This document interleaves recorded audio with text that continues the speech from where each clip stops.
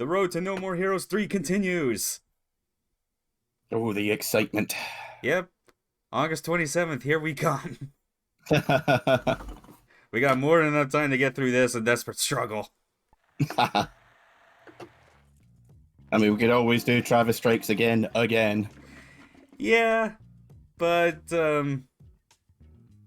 yeah, I mean, I guess it would be interesting to do if it was like, if the difference this time was like doing co-op, but I don't, but like, I do not know if the Steam version has co-op that's online, and B, I don't feel like double dipping for that. Yeah.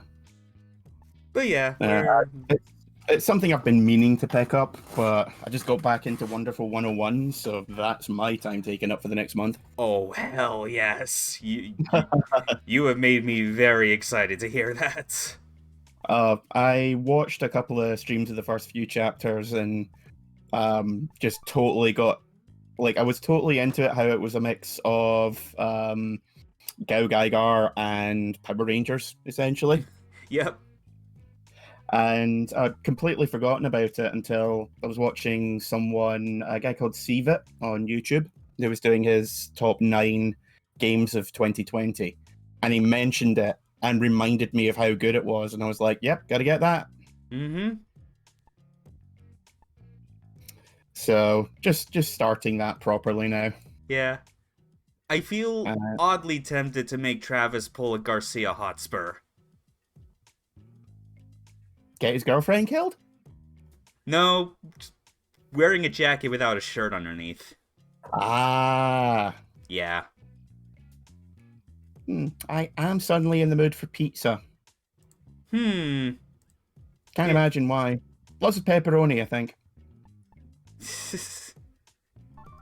Oh, screw it. I am not sorry for this. Oh, you will be. You will be. Yeah. Yep. Okay. Now we are ready to go out into the great outdoors that is Santa Destroy. No, don't want to leave. There's people out there, they suck. And it's too hot. Alright. New part-time job. So I've not done, like, anything, like, as far as, like, overall progress, like, in the time between the last stream and right now. But Mhm. I did do some practice. And I did finally remember this time, like, how to do the quick turns with the... Okay, that was not it, but... Ba-bum-ba-dum, wow. Yeah, this is why, for some things, you don't talk and do at the same time. There you go. Hey! Yeah.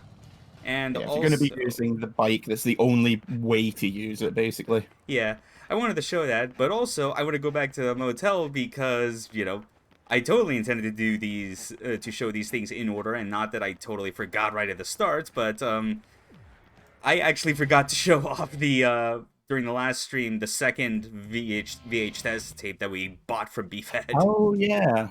Yeah.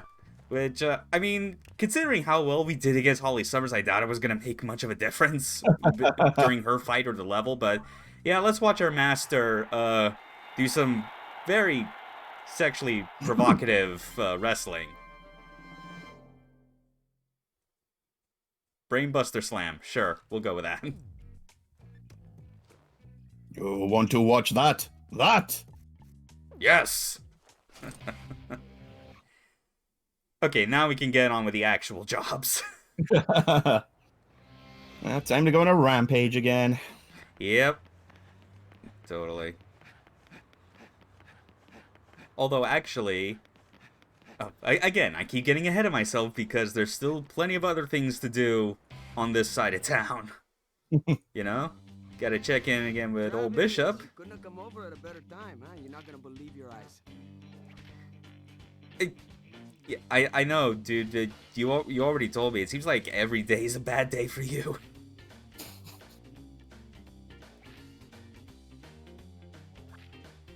I mean, do you need help, like, getting this girl off your back? I mean, like, she sounds pretty toxic. I could help with that. How good would it be if, like, one of the assassins in the third game turns out to be his ex? And she's still sending them the emails without even realizing that he's dead, and it goes straight to Georgie instead, and he's just completely confused. And then when you fight through the stage, you're like, Bishop's been dead for like 8 years. She just goes, ah, shit, and then walks away, and that's it. Yeah. Yes, I am passing up the latest Takeshi Miike flick to get more wrestling videos. You know my priorities. Yeah. Travis is not a fan of MPD Psycho. Yeah. Okay, so we got the next video, and I'll try to remember to watch it before we go to the actual rank 5 mission. Next on the list of errands, when we finished Holly, we got the U.S. military secret. Ah, yes. And anyone that's played this will remember that that is a key item that is important to unlocking the next beam katana. So let's just head over to Naomi, ask her to step on us. I mean, hand the thing over. Hey, don't lay a single finger on anything.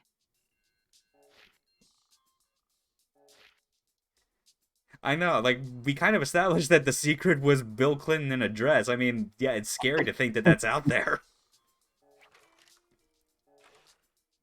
Alright, so we handed it over, but it's obviously not available yet, because she needs to take the time to assemble it and all that. Which means having to do stuff in the overworld for X number of real-time minutes, which I want to say when I was double-checking with, like, old walkthroughs, it said, like, 10 to 20 minutes? But that's fine. Like, that's more than enough time to get through the latest side job and assassination gigs. It's as I've played a couple of times, and it always seems to be like slightly random. Yeah, like it's definitely within a certain range. Yeah, it's usually like 2 or 3 minutes either side. Mm-hmm. Yeah. Okay. Didn't crash. Anyone you can drive with. Yeah, it didn't knock me on my bike, so it didn't count.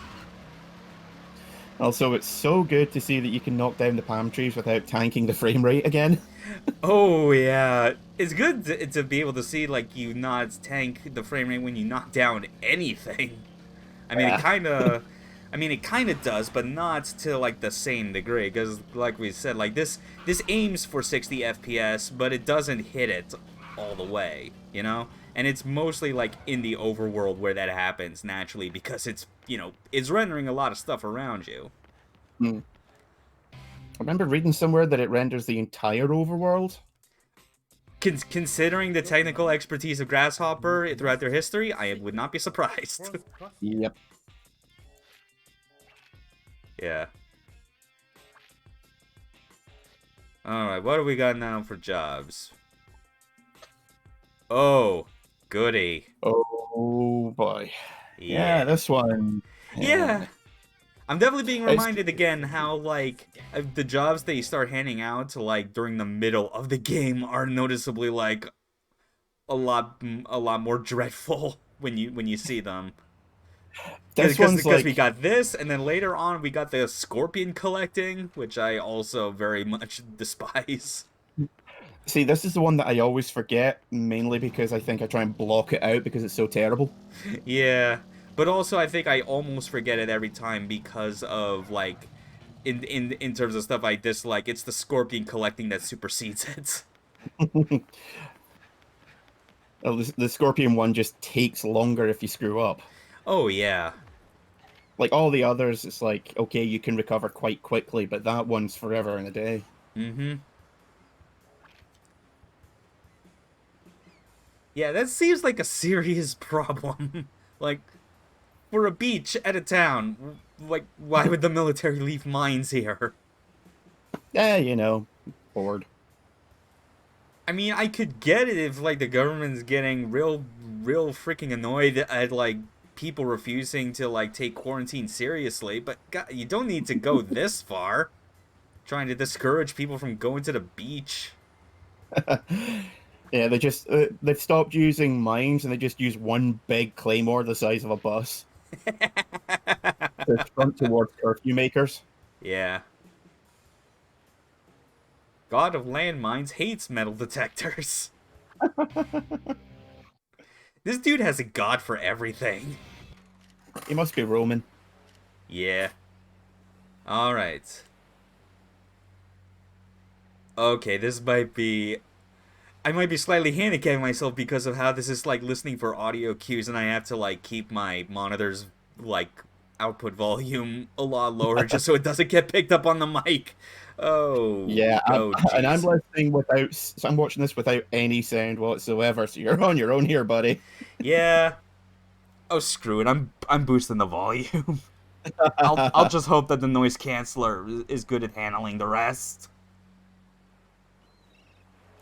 3, 2, 1. All right, let's go.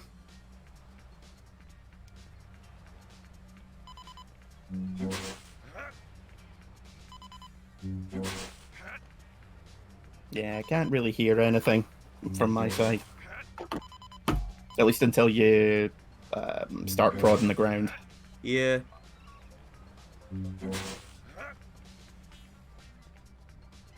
So I'm very much kind of forgetting now, like what sort of the how much beeping you're supposed to like be paying attention to before you actually poke the ground.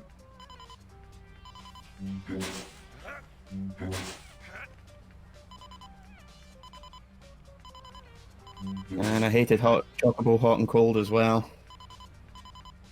Oh, that's right. You're supposed to like do it like once you see the A prompt. Ah, Actually, you know, this might be a bit easier now, just because, like, I mean, yeah, obviously, like, the sound cue is what you're supposed to be looking out for, but the A prompt helps in making sure that's when you actually need to poke the ground. yeah.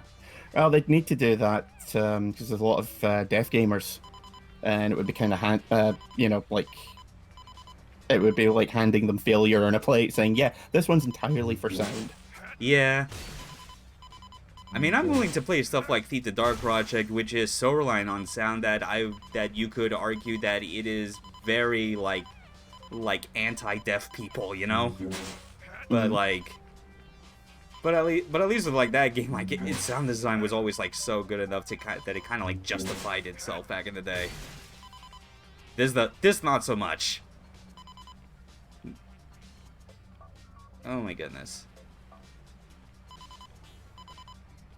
This would be why I completely forgot about this game, because nothing fucking happens.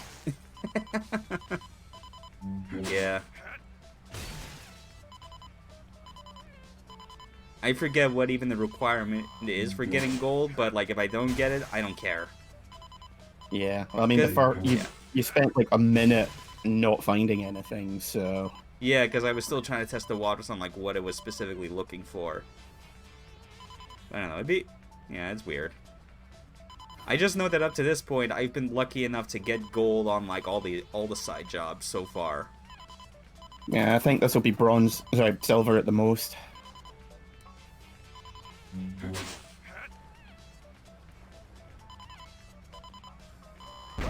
Oh, damn it! Had to happen. It's dead, Jim.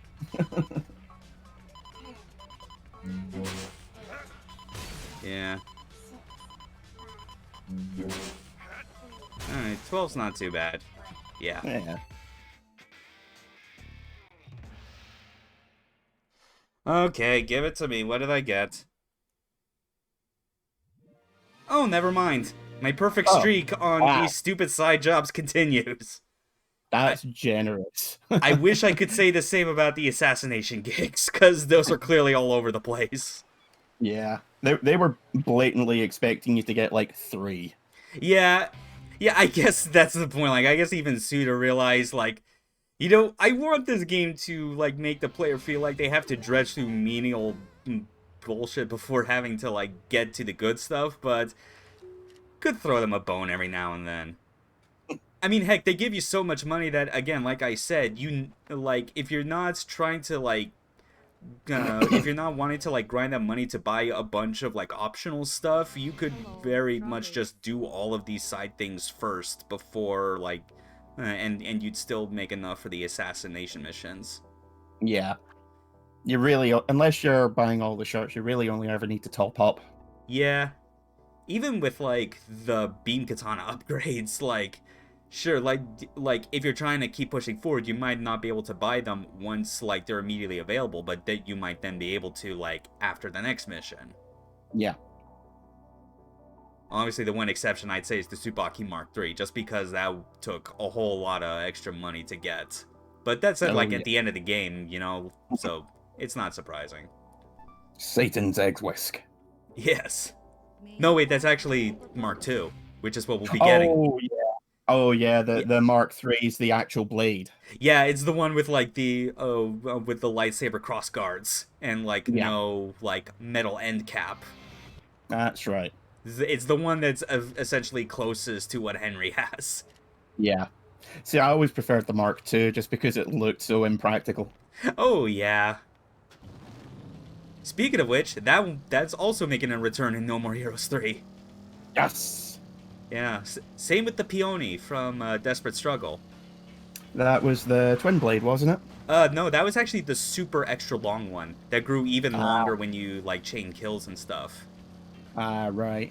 But yeah, so it seems to be like a solid mix of like beam katanas from the first and second game, which I'm all for. As long as I still get my Tsubaki Mark III, I am down. And of course, they'll throw in a bunch of new ones just to keep things interesting. Oh yeah. I mean, heck, I would not be surprised if one of the ones you get is the dual, is like the double beam katanas, because I mean, as far as Desperate Struggle goes, that was like probably the most iconic new addition that game had. I mean, it was on the front cover in pretty much every territory. Oh, exactly. Like, they knew what they were doing with that shit. Mm-hmm. Even though the Peony was like way more useful when it came to just like brute forcing through all the game's terrible bosses. Great soundtrack, though. Oh yeah. As established, Nathan is our boss is pretty dope. Yeah.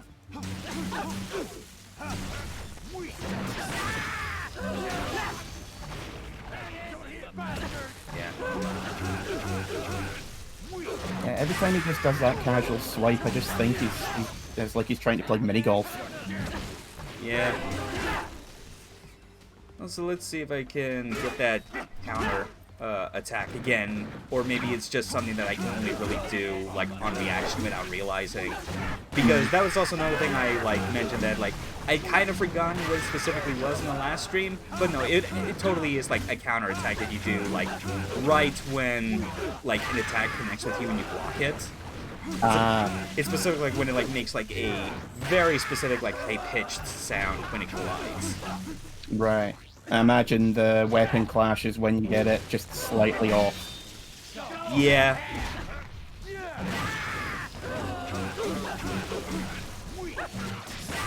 Alright.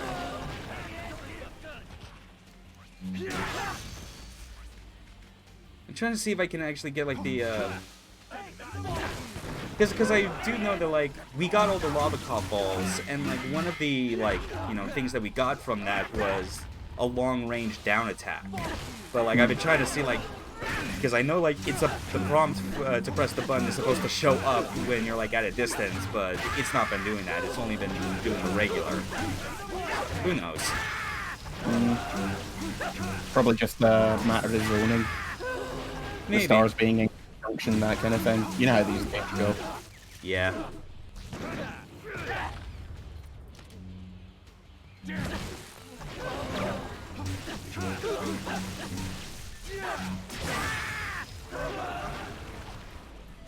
Oh my goodness, there's just one more and he's been hanging back this entire time.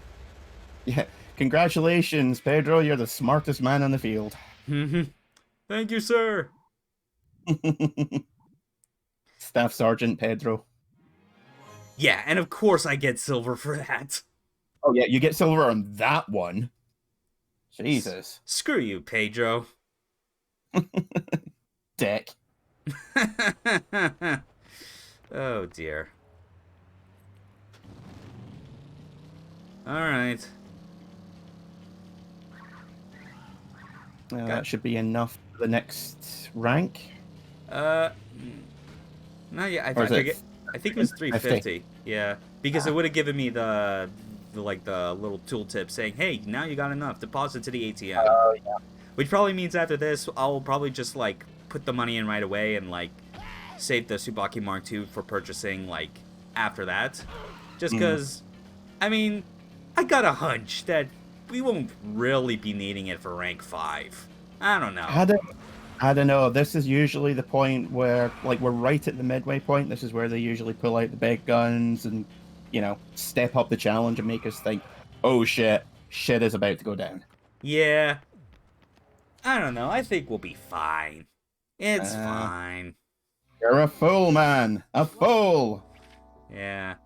Clearly no Irish bastards are gonna steal the kill out from under us. I mean, what would be the odds? I mean, I'm Scottish, so. Yeah, which makes you more trustworthy. Allegedly. May you find your overcard? I mean, you could trust. I mean, you could tell like what the trustfulness of a true Scotsman is that they won't kill another Scotsman without a specific grudge. Yeah, but we tend to find that it's very easy to come up with a grudge. That's the problem. I guess that just makes Magnus Armstrong from No One Lives Forever exceptionally bad at his job if he couldn't come up with one to kill Kate Archer like the several times that he had the opportunity. I'll put it this way: we have a lot of, well, it's decreased in recent years, but two of the major soccer teams in Glasgow, Rangers and Celtic, Yeah.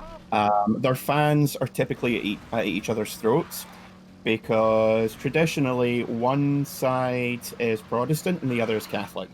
Yeah. People have been engaging in these grudges for about 100 years. That is not an exaggeration. And eventually, I'm not surprised.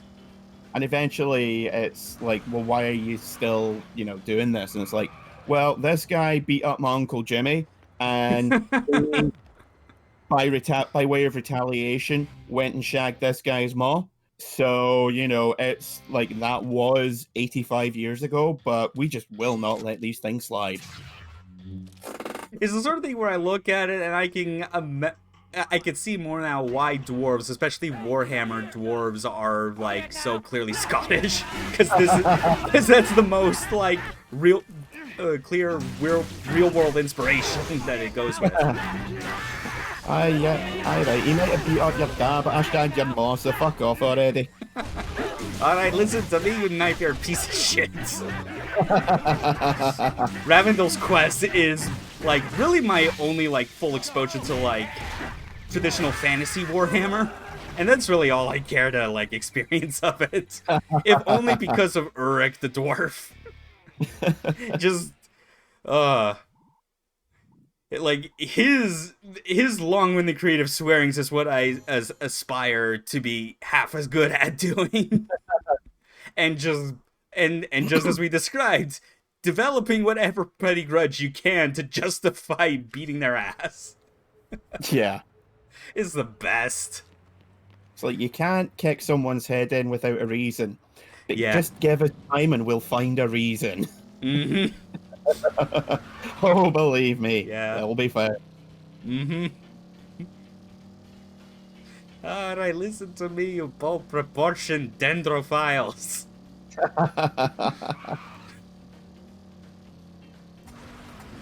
And I love in that particular segment, like, after Uruk is done threatening them, like, the Woodels just, like, completely withdraw because they just felt so ashamed by, like, what they had been told and, like, what was gonna happen to them.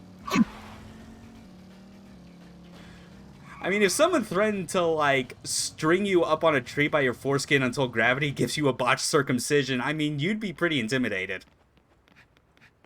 Especially if the guy's standing there with nothing but a length of twine and a cheeky grin. Yep. Surprisingly, the twine comes from his beard. All natural organic substances. Which is arguably what makes it worse. God bless the Scottish. Oh, that's right. She's at Coachella now. Yeah. You're out shopping. Unfortunately, it sucks this year. They couldn't get Genki Rockets back. Lame. Yeah. Mizuguchi tried his best to get things arranged, but it just wasn't working. Almost as amazing as me. A hardworking girl never forgets the others, even on vacation. He is planning at least to get Ooh La La on stage for next year. Who's next? From Space Channel 5? Yep. Cool. What? Huh? Yo, what's the problem? Something wrong? Hello? I'm getting a bad connection. Hello? Can you hear me?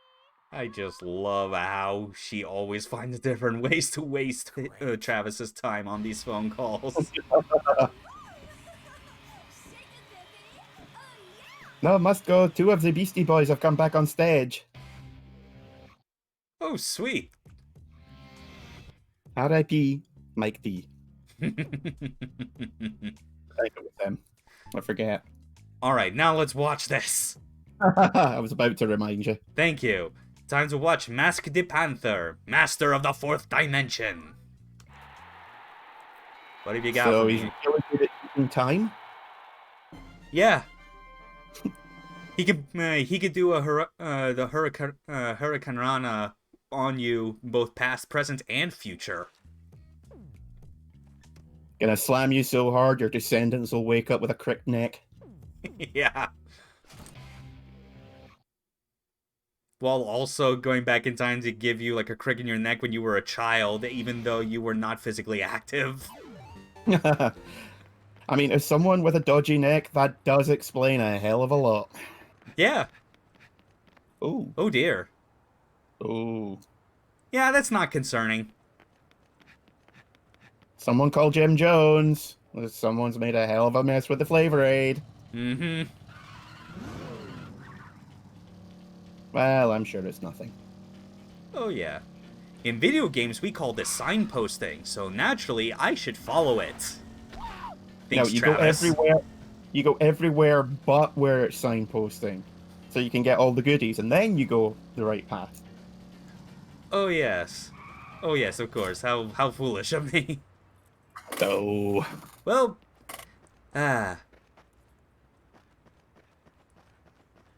this is a nice field that we totally will not have to go back to in order to collect some stupid scorpions. Yeah. at least Travis is getting his cardio in for the day. Mm-hmm. Running in the 90s. No! Old man crossing the line. Ooh, Yeah, that was actually a different one, though. yeah, I know. Yeah.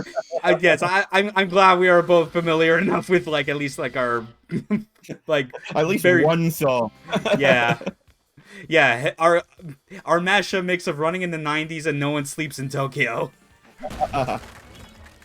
And now we wind up in fucking Silent Hill. Oh, yeah.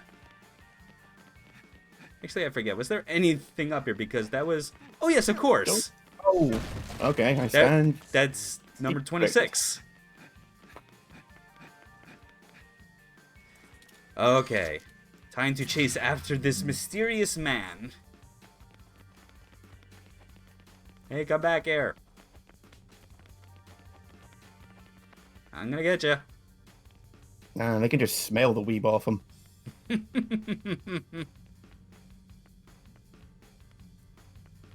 Oh shit, it's Kun Lan.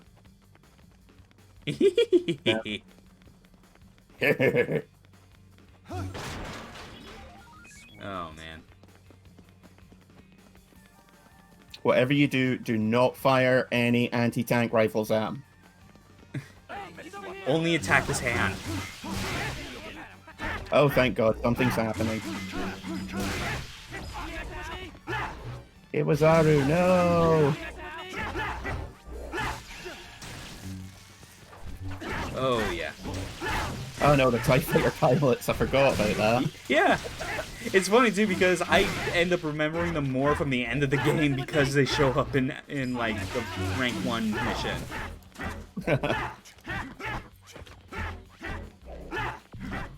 And come on. Oh, oh, How bro- Suda has not been. Oh.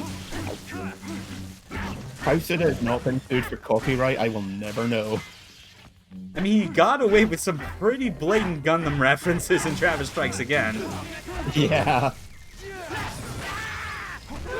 I am still not gonna let go of the fact that he just did the colony drop scene in the DLC, but with the angle coming in from the left instead of the right. Legally distinct colony drop. Similar, but legally distinct enough to not get us into any trouble. Yep. Just like Super Wars. Which is like the poster in Beefhead, which I realized, I think after the fact when I was looking over the VOD, I realized like it probably made less sense that it was called Super Wild and makes sense that it's Super Wars. Yeah. Attack to General.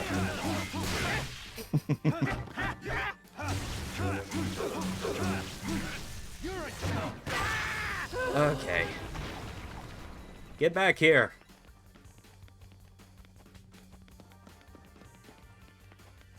Yep, this is the level. Still more fun than the last couple of Silent Hill games. Or the medium. Oh, yeah. God, the medium. That is a game that even in previews I felt like had a chance of like being like either like embarrassing and not worth it, or at the very least like a B game reminiscent of like the kind of old survival horror stuff you get on PS2. But it just seems in terms of themes it just kind of botches that too hard to really appreciate it as a B game. Yeah, like I was hoping it would be at least janky enough to be worth playing, you know? Like, never gonna be good, but definitely going to be enough of an experience. Yeah, or janky enough at least that you feel it's being offset by like some ideas that are clearly like not just trying to do what everything else in a genre has done, but poorly. Yeah. Because like, because at least like the last B games I played that I feel would at least qualified that are like, I don't know, like Left Alive or Shenmue 3. Games that are clearly get riffed on for reasons that are by and large deserved. Yeah. But Or by the stuff- same token, you can't really say there's anything else like them. Yeah, stuff like the EDF games. Yeah. You know? They're so ridiculous and over the top, but everyone involved is having such a blast with it, you can't help but get swept along. Yeah. I would like if it's at least like that kind of a game in terms of spirit, then yeah, I'll give it a shot. And then you get chased by the literal spirit of child rape, and I was like, no, I want nothing to do with this, thank you. Yeah. I mean, like, the only real hook they had going in was, like, the whole, like, parallel game worlds, really. I think the problem is that Bloober Team can definitely make amazing trailers and intro sequences, because the intro to Observer is amazing. Right. The rest of the game is boring as shit. Oh, yeah, that's right. They did also make the Observer. Right. Yeah, Observer, Layers of Fear 1 and 2. This is the first time they've bothered to do a third-person camera. Yeah. This guy's so special, I'm giving him 2 wrestling moves. Hogs! Triple hogs! Your spine is now a slinky.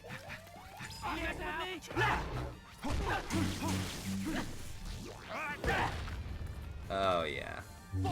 Always fun. Okay. So we're done here, everyone happy? I'm getting so close I could almost touch you. Get back here. I need to know, what does your voice sound like? Oh look, Do you have a a cool bot. accent? This is important. Travis, hello?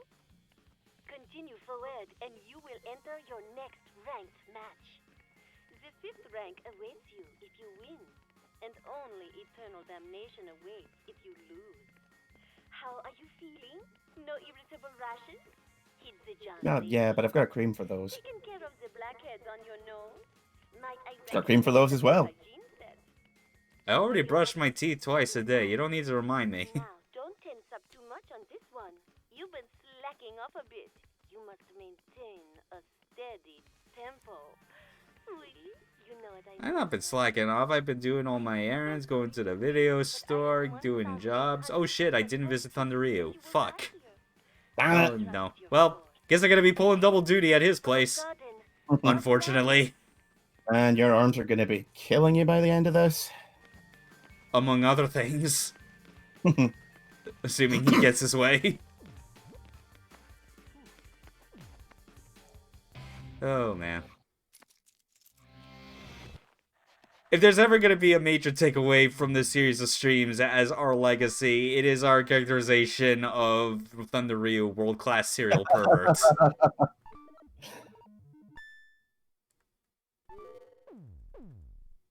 Oh, You man. went spelunking and did not tell me. Very poor form, Travis. Very poor.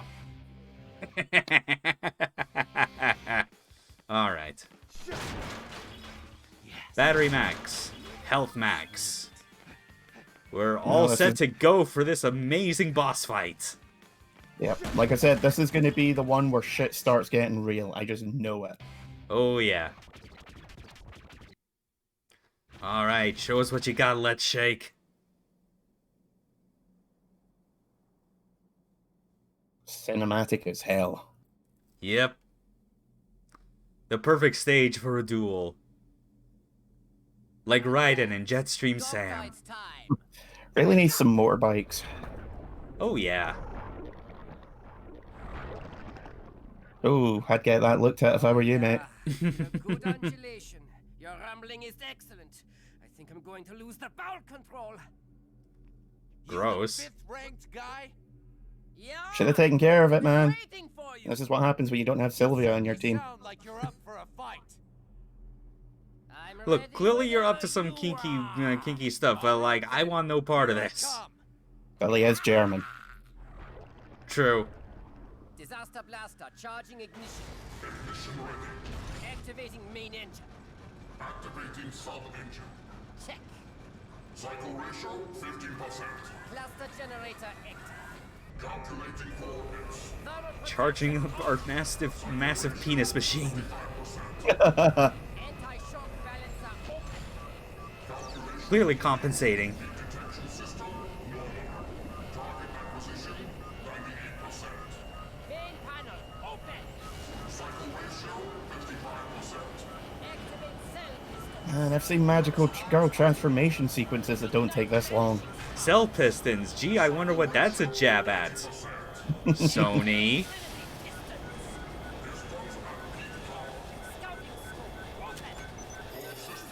All hail the Virtual Boy. Nice that he finally found a way to get it to stay on the head. Yeah.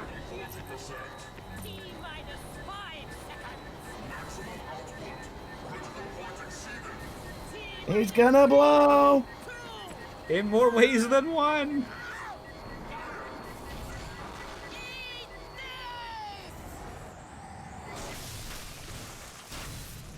I love the diagonal slash at the end. It's not enough that they just like did the vertical one down the middle. He had to re-angle it just so he could shut up Let's Shake. Explosion wasn't gonna do him in. Travis, touch It's like, how did he manage 2 cuts with one sword? Fucking snatcher! I had him. Dance with me, Travis. Oh hey, it's you. This is getting interesting. A wild Irishman appears. What do you go by? You're no longer voicing your character in the third game. Henry. Rip. Rip, but also not really. Well, Yeah. why? Yeah, it I was. don't know who you are or what It's your unfortunate when motives, that Henry. when that news came Where are out, your but manners? That but was yeah, my that's kill, not you cool. Fuck naughty him. boy. Shall we Yeah, I get was this over disappointed with? enough when I heard that Karen Strassman was an anti-vaxxer. Bad dirt. Yeah, By me. After you. I mean, as long as the new voice actor is still able to pull off the fake Irish accent well, I'll be perfectly fine. Yeah. I mean, I'm already fine with the fact that he looks like Tokio Morishima went off the deep end. Deeper.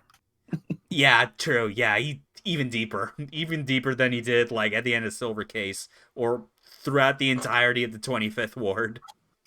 Dave's just tunneling his way through to the center of the universe. Yeah. I remember like so like even though I don't really like post or use Twitter much just because I find social networks like on the whole to be a net negative on the state of the internet.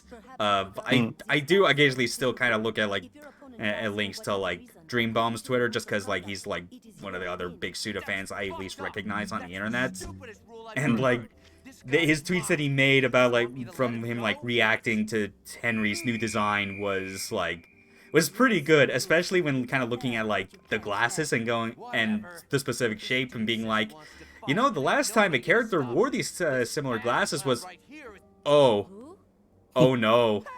And it's a picture of Kamui from the Silver Case, but specifically the Kamui that was the original, the one that killed all the politicians in like the game's backstory. Kamui Prime. Yeah. And yeah, it's uncanny actually, even with like the upper rim as well. So it's Just like well, I'm sure this won't mean anything. yeah, except now between that and Midorikawa being a boss in No More Heroes 3, it's like the connections between No More Heroes and Silver Case could not be any more powerful than they are now. Well, I certainly hope no one's going to go crazy and kill a bunch of... Never mind. Yeah, they're gonna kill something, that's for sure. But I'm still most interested in seeing like what Midorikawa's deal is, just because I'm not sure if you've like seen it, but like there was like the like she originates from a script that Suda wrote like in an art book a couple years ago called Red, Blue, and Green.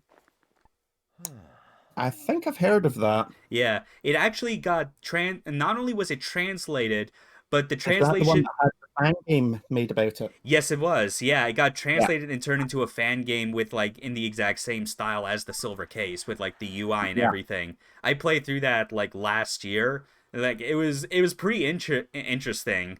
Like because and the thing is that the on top of that, Silver Case, both original and 25th Ward, got like a Japanese like re-release on Switch as part of a collection, and like I guess like the collector's edition comes with a manga of Red, Blue, and Green, and when you look at the cover of the manga, the girl on the front is Midorikawa, and her design is very, very close to the shot that we got of like that girl that Travis fights when he's in his henshin form in the trailer. Ah, right. Yeah. Is that only? I think that's only available in the Japanese version. The manga?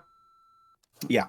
Yeah. Like, cause like the collection currently is Japan only. I don't think it's gotten the U.S. release yet. It's titled, Air Force One, the First Lady Returns to the Mile High Club. Mr. Touchdown, your UAA registration is complete. She at this point she's just completely disgusted. She's disgusted, but not sure if it's more so at Travis or the fact that this is what the store she works at keeps in their catalog. Really? We get all these porn videos, and like half of them don't even have like an official like case that they come in. And in fact, I'm pretty sure that like the labels on these are all written in. Like, are these amateur? Well, there's amateur and there's amateur. Yeah. And Bishop's the one saying that, and he's not specifying which. Listen, we have our sources. She's just like, that's not an answer. And he's like, it really isn't. Well, see ya. Travis needs to go get his bike picked up for him again. I also need to hide from my ex-girlfriend again. Oh, man. Okay, so let's see. Let me check again how much we got. 274K? Yeah. As always, we're gonna do the errands around this side of town. So that means visit to Naomi, get our new beam katana, then check out some new videotapes, and Under you. Thunder Ryu, yeah. Chances are after this, even once we do the side job and assassination gigs, I'm going to guess we might come up short still. So that'll probably mean another like another repeat of earlier missions.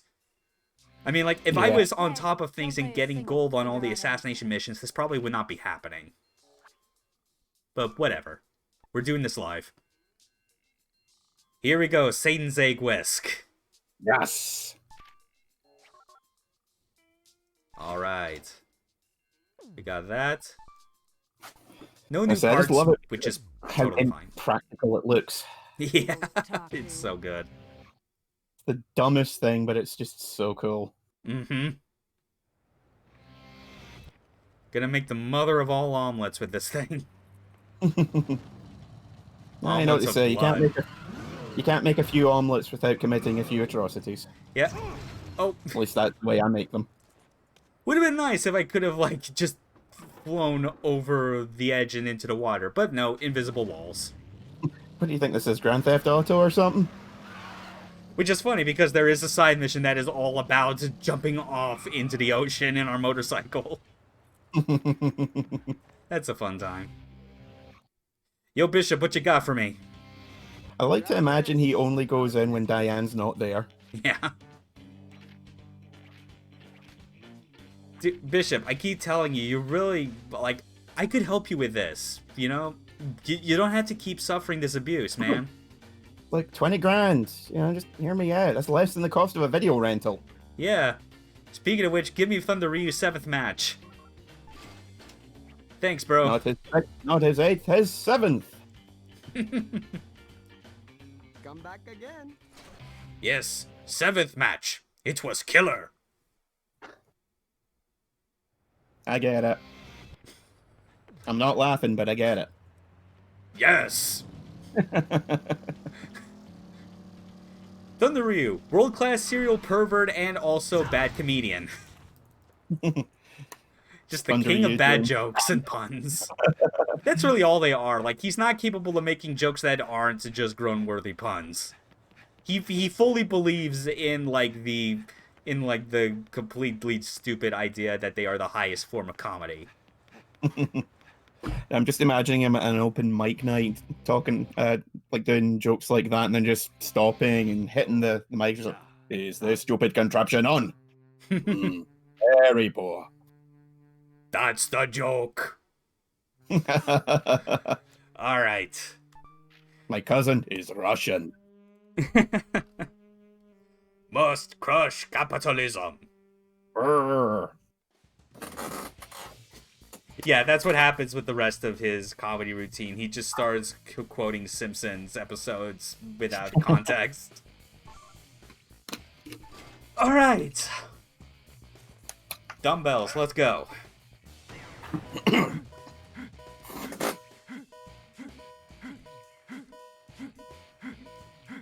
Yeah, now that he's no longer got a t-shirt underneath, his chest is gonna be glistening. Is that before or after he goes to see Thunder Ryu? Yes! I think afterwards it's just sticky. Yeah, it is. He's not sweaty, he's just damp. He gets worn out that he has to, like, take a breather, like down on something that he can lay on without realizing that he just unknowingly starts resting on the casting couch that Thunder Ryu bought. And then he feels extra dirty. It's disgusting, but it does keep the heat well. Yeah. It's so warm.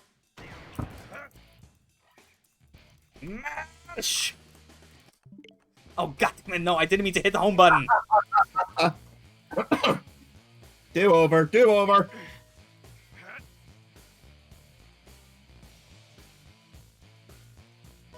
Yeah, just rub it hard. Are we not doing phrasing anymore? Is that no longer a thing? We're in Thunder Ryu's gym. We've already established what his character is. Do you really think we're gonna avoid it anymore? Oh dear.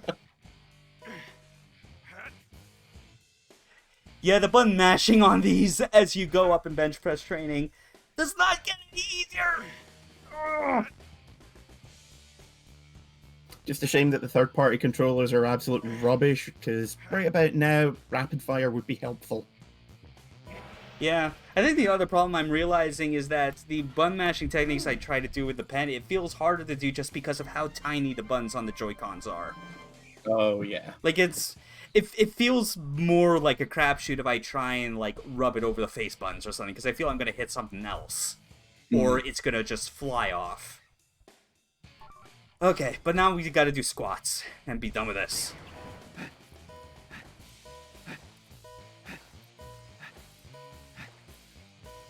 So, Thunder Ryu, you still planning on doing those gym renovations you keep saying you wanted to do?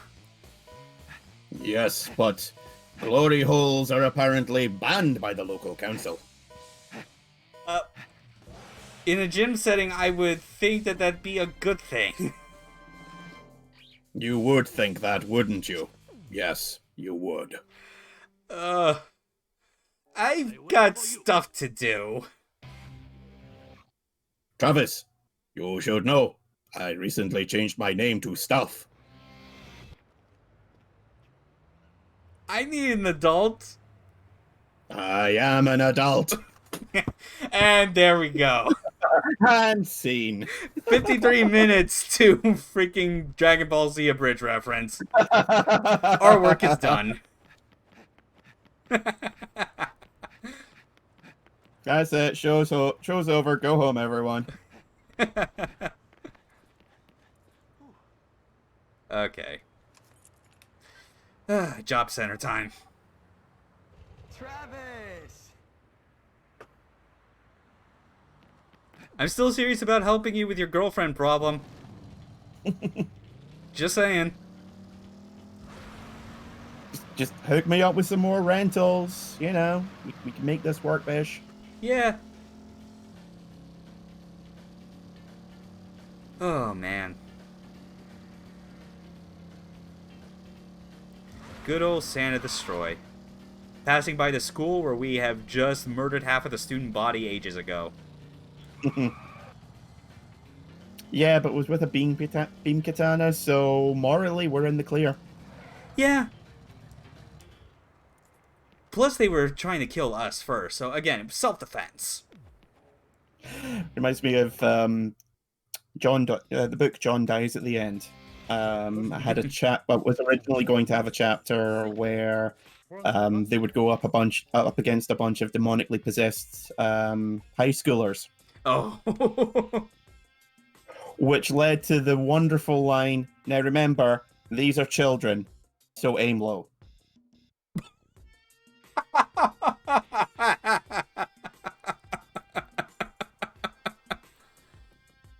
Fantastic. It's just one of those things, it's like, I know it's going to be bad, but still I was unprepared for how bad it was going to be. And that I still laughed. Let's clean up some graffiti.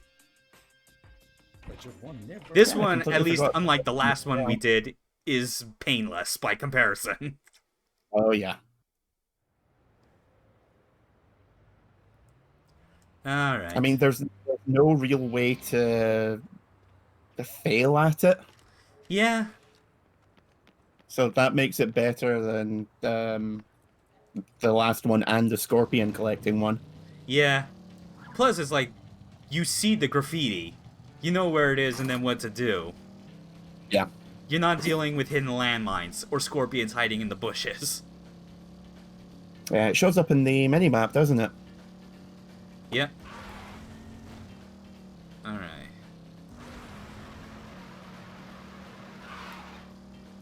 Oh, man. Yeah. Even though I know that it probably won't be that much better than this, I am so looking forward to exploring Santa Destroy again in No More Heroes 3. The overworld's back, as well as the side jobs. Oh, and we've got a visitor in chat. Oh, hell yeah. Hey, Wrath, how you doing? Yeah, so, yeah, we finished Let's Shake. Well, yeah, finished. that was Henry's doing, but yeah, we're doing the side jobs, and then we're gonna be going on to rank 4. We took the credit for Let's Shake. Yeah. Yeah. Though, in all honesty, I mean, like we're pretty blatant about just like spoiling stuff that's far in advance of this game because of how old it is. So like, Yeah. yeah. I mean, there was really no chance of us ever hiding the joke about like the about what Let's Shake is. Yeah. Yeah. Oh, yeah. Thanks, Wrath. You have a good day too. All right. Time to clean this all up. Let's see. And here is the first one. Yeah, I always think I can do that first one as well. This is also, like, a lot easier since we got the lava cough balls, because, you know, fast running and all that. Yep.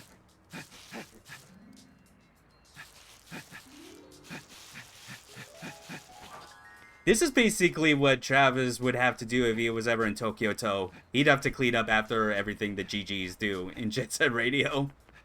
And then he'd try and murder them. Yeah. Although, weirdly enough, he's also anti-establishment, just like them. But unlike them, he chooses to do his rebellion inside the system. Wait. Oh. Oh. Alright. I still love the little, like, magical, like jingle that happens every time you finish cleaning it. See, the thing that always annoys me is the fact that his motions don't correspond to the motions of the controller. Kinda, It's but like I when mean, he's- like, it's When he technically looking for just any kind of shaking, funny enough. So, just to get into the spirit of it, I always kind of make sure to, like, to mimic it. So, I shake the left one horizontally, and I shake the right one vertically, just because. Good stuff. Yep. He'd kill the GGs as enemies with Professor K as the boss. I would be so down for, like, Professor K, like, on top of his duties as a pirate radio DJ, he's also an assassin. That's how he gets the money to keep funding the radio station. But he shows up at the end just as a full conversion cyborg for literally no reason other than someone thought it would be cool. Yeah. Oh, man. Just merges with his radio tower, and it's like, I have no goddamn idea what's going on anymore. Yep. Okay. And there's just one more blip on the radar. This will be another easy gold. Because as tedious as these jobs always are, it is beyond easy to get the gold ranking. After the landmine one, they might as well not even bother. Yep. See, there we go. 20k gold. Ugh. Now to get back to killing. Ranks. Yeah. Okay. Yeah, and we're still quite a ways away from, like, the next entry fee. Like, we're still under, like, 100k. Yeah, the coconut job is easily the most annoying one. I hate it so much. Yeah, and it's because of that it always ends up, like, coloring everyone else's impressions about the rest of the jobs because it's the first one you do. Yep. I mean, heck, and I even always made it, like, harder on myself when I did it just because I completely forgot that you could carry multiple coconuts until you reminded me. Yeah. Alright, another pro wrestling contest. This time I will not embarrass myself the same way I did on the first one. Yep, you're gonna embarrass yourself in a completely different way.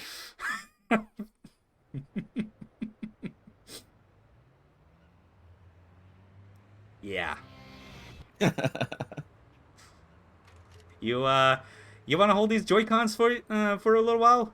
You sure your hands aren't too big to just dwarf them? Hey, it's a medical condition, and I'll thank you not to bring it up in public. Okay, then. Time to do the job and take a dive. Okay.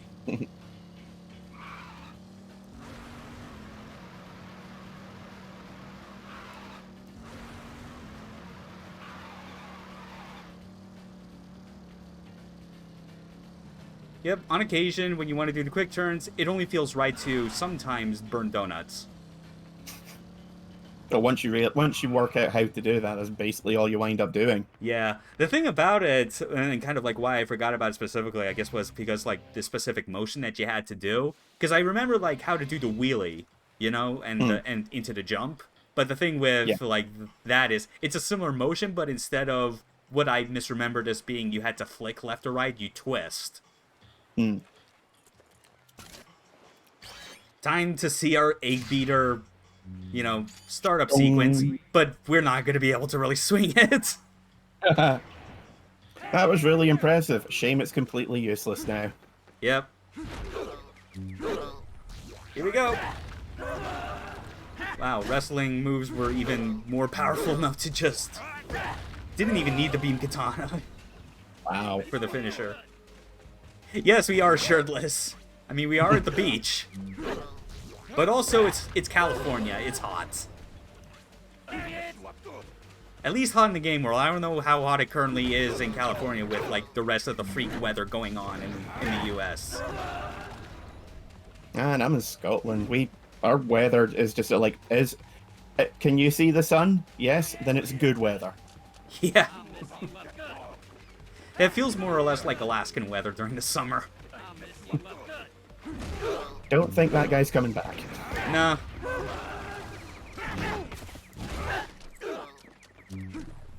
Okay.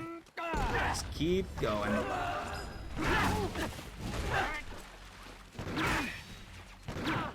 Ah, come on. Oh, screw you, gun person. Damn it, Gerald, get back here.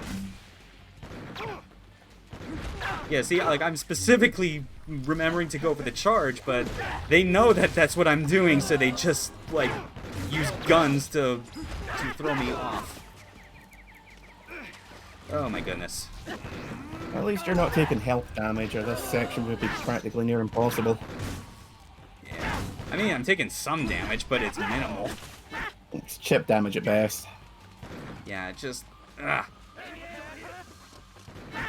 Cut him off at the pass. There we go. No. Travis, I don't know what you're doing with your animation, but you might want to get it together. Just get into the corner, get into the corner. Oh, come on. Ugh, I hate these things. Yeah, I mean, I like doing wrestling moves in this game, but like, having that be like the only thing you're allowed to do isn't a challenge. Okay, so when I said you were going to embarrass yourself in new and interesting ways, that wasn't meant to be taken as a challenge. Who said I specifically was trying to challenge myself on that? Oh! Oh! True. At least I am getting DDTs. Oh, great, a silver. Only chance I'm gonna like go back for these on gold is when I do New Game Plus off stream. Yeah. Just because, you know, like, one full playthrough of this for the internet to watch is enough. Yeah. I don't think really anyone else would be that interested in watching me go through this on bitter. I mean, I don't even like playing the game on bitter. Yeah, I only like playing it 90% on bitter. But that's only because I bring in the Tsubaki Mark III and all, like, my upgraded stats. It's just once you get to Jean and Henry, it's like, man, forget this. Bad girl's like my limit. Yeah, there comes a point where it stops being challenging and just starts being painful. Yeah, it becomes way too long. You're just like, this game is causing me actual physical pain. Yeah. Oh well. I love this game, but it's not an example of higher difficulties done right. Yeah. That's still reserved for the likes of the original Devil May Cry. and Ninja Gaiden Black. And the original God of War to an extent as well. I think less To an so. extent. Yeah. Well, I gotta actually extend it to just say pretty much any game directed by Hideki Kamiya always does higher difficulties right. Fair. Yeah, he pretty much ever since DMC1, he's understood it, and it's basically like a perfected scientific formula. May you find your uppercut? Alright. Whew. Time for another murder spree. Yeah. Once again, just I'm running through my head like the music that plays in the mall level in Blood, where it's just like that weird elevator music that feels like supposed to be so peaceful and relaxing, but considering the nature of that game, it feels like the sort of thing that plays through the heads of a psycho. Yeah, whenever a game just turns up the numbers in lieu of difficulty, that is bullshit. Yeah. It's not making the game harder, it's just making the game more difficult. And that's completely different. Absolutely. It's like the same mistake that like the Ninja Gaiden games not directed by Itagaki have always made. Speaking of which, oh yeah, there's that Ninja Gaiden trilogy collection, I guess. Oh yeah, that just got announced the other day, didn't it? Yeah. I guess the saving grace behind it is that they announced it's for PC as well, which now gives there like a non-0% chance that people could actually mod those first two games to make them more like Black and Original 2. Well, I mean, knowing how, let's just say, devoted some fans are out there, I would not be in the least surprised if it happened. I'd hope so.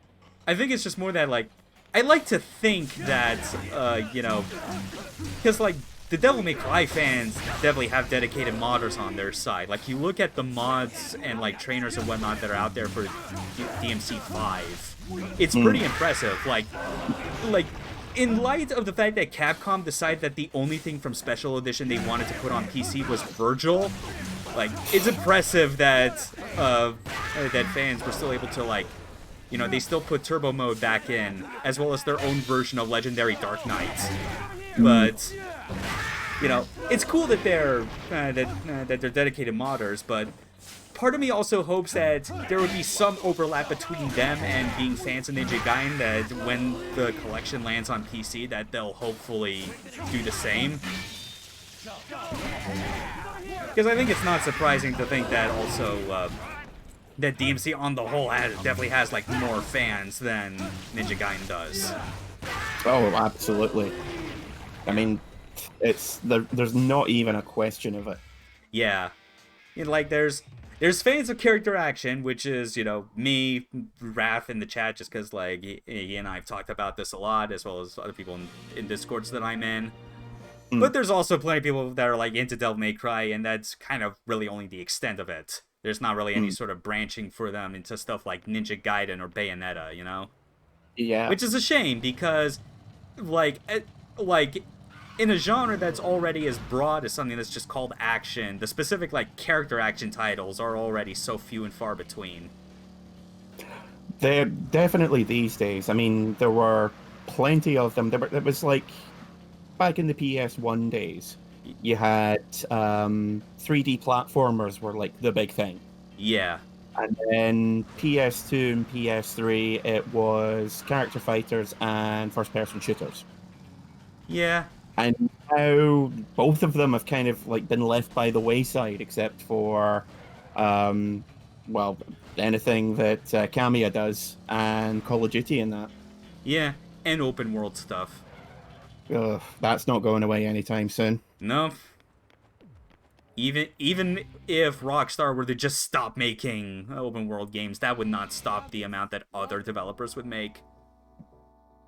Although it's turned more into the open world fuckabout kind of game. Yeah. Yep, there's the God King Doom Eternal, which is both FPS and character action. It's true. Yeah. That game really is, like, that is the paradigm shift that, like, even when I realized it, I knew for a fact that the rest of the industry was not gonna, like, bite and try and chase after it. Like, most other shooter developers are just gonna go for the same stuff that has, like, sucked all the fun out of first-person shooters since 2001 on consoles, you know? Yeah. I think in the case of Doom Eternal, or the original, or, well, original, Doom 2016, Yeah. I wouldn't be surprised if it was also a case that they're just intimidated by what they did. Because Maybe. it does sort of feel like, well, we can't improve on this, and if we steal anything from it, it's going to be really obvious. But, like, more so than usual. I could see that, but I feel like, especially after playing Eternal, 2016 feels so much like a proof of concept that is still kind of stuck with, like, kind of trying to recapture the sort of, like, PC first-person shooter sensibilities, at least in terms of, like, what Serious Sam and Painkiller were all about. Because 2016 was never, like, it was never the full return to classic Doom, you know, in the very specific ways, because, like, that's what stuff like Dusk and all the other retro indie shooters are basically doing, you know? Yeah, there's a new game which just came out on early access called Ultra Kill. Don't know Yeah. if you've heard of it. Yes, I have. But That's the other game I consider as part of the same paradigm shift as Doom Eternal, where it's going beyond to just recapturing, like, that hyper fast, like, acrobatic FPS kind of feel from, like, mid 90s, early 2000s PC, but yeah, it's going beyond that to, like, infuse character action sensibilities to provide a lot of depth. yeah, it just looks absolutely insane. Yeah. I played the demo for it when it came out, like, along with Gloomwood's demo.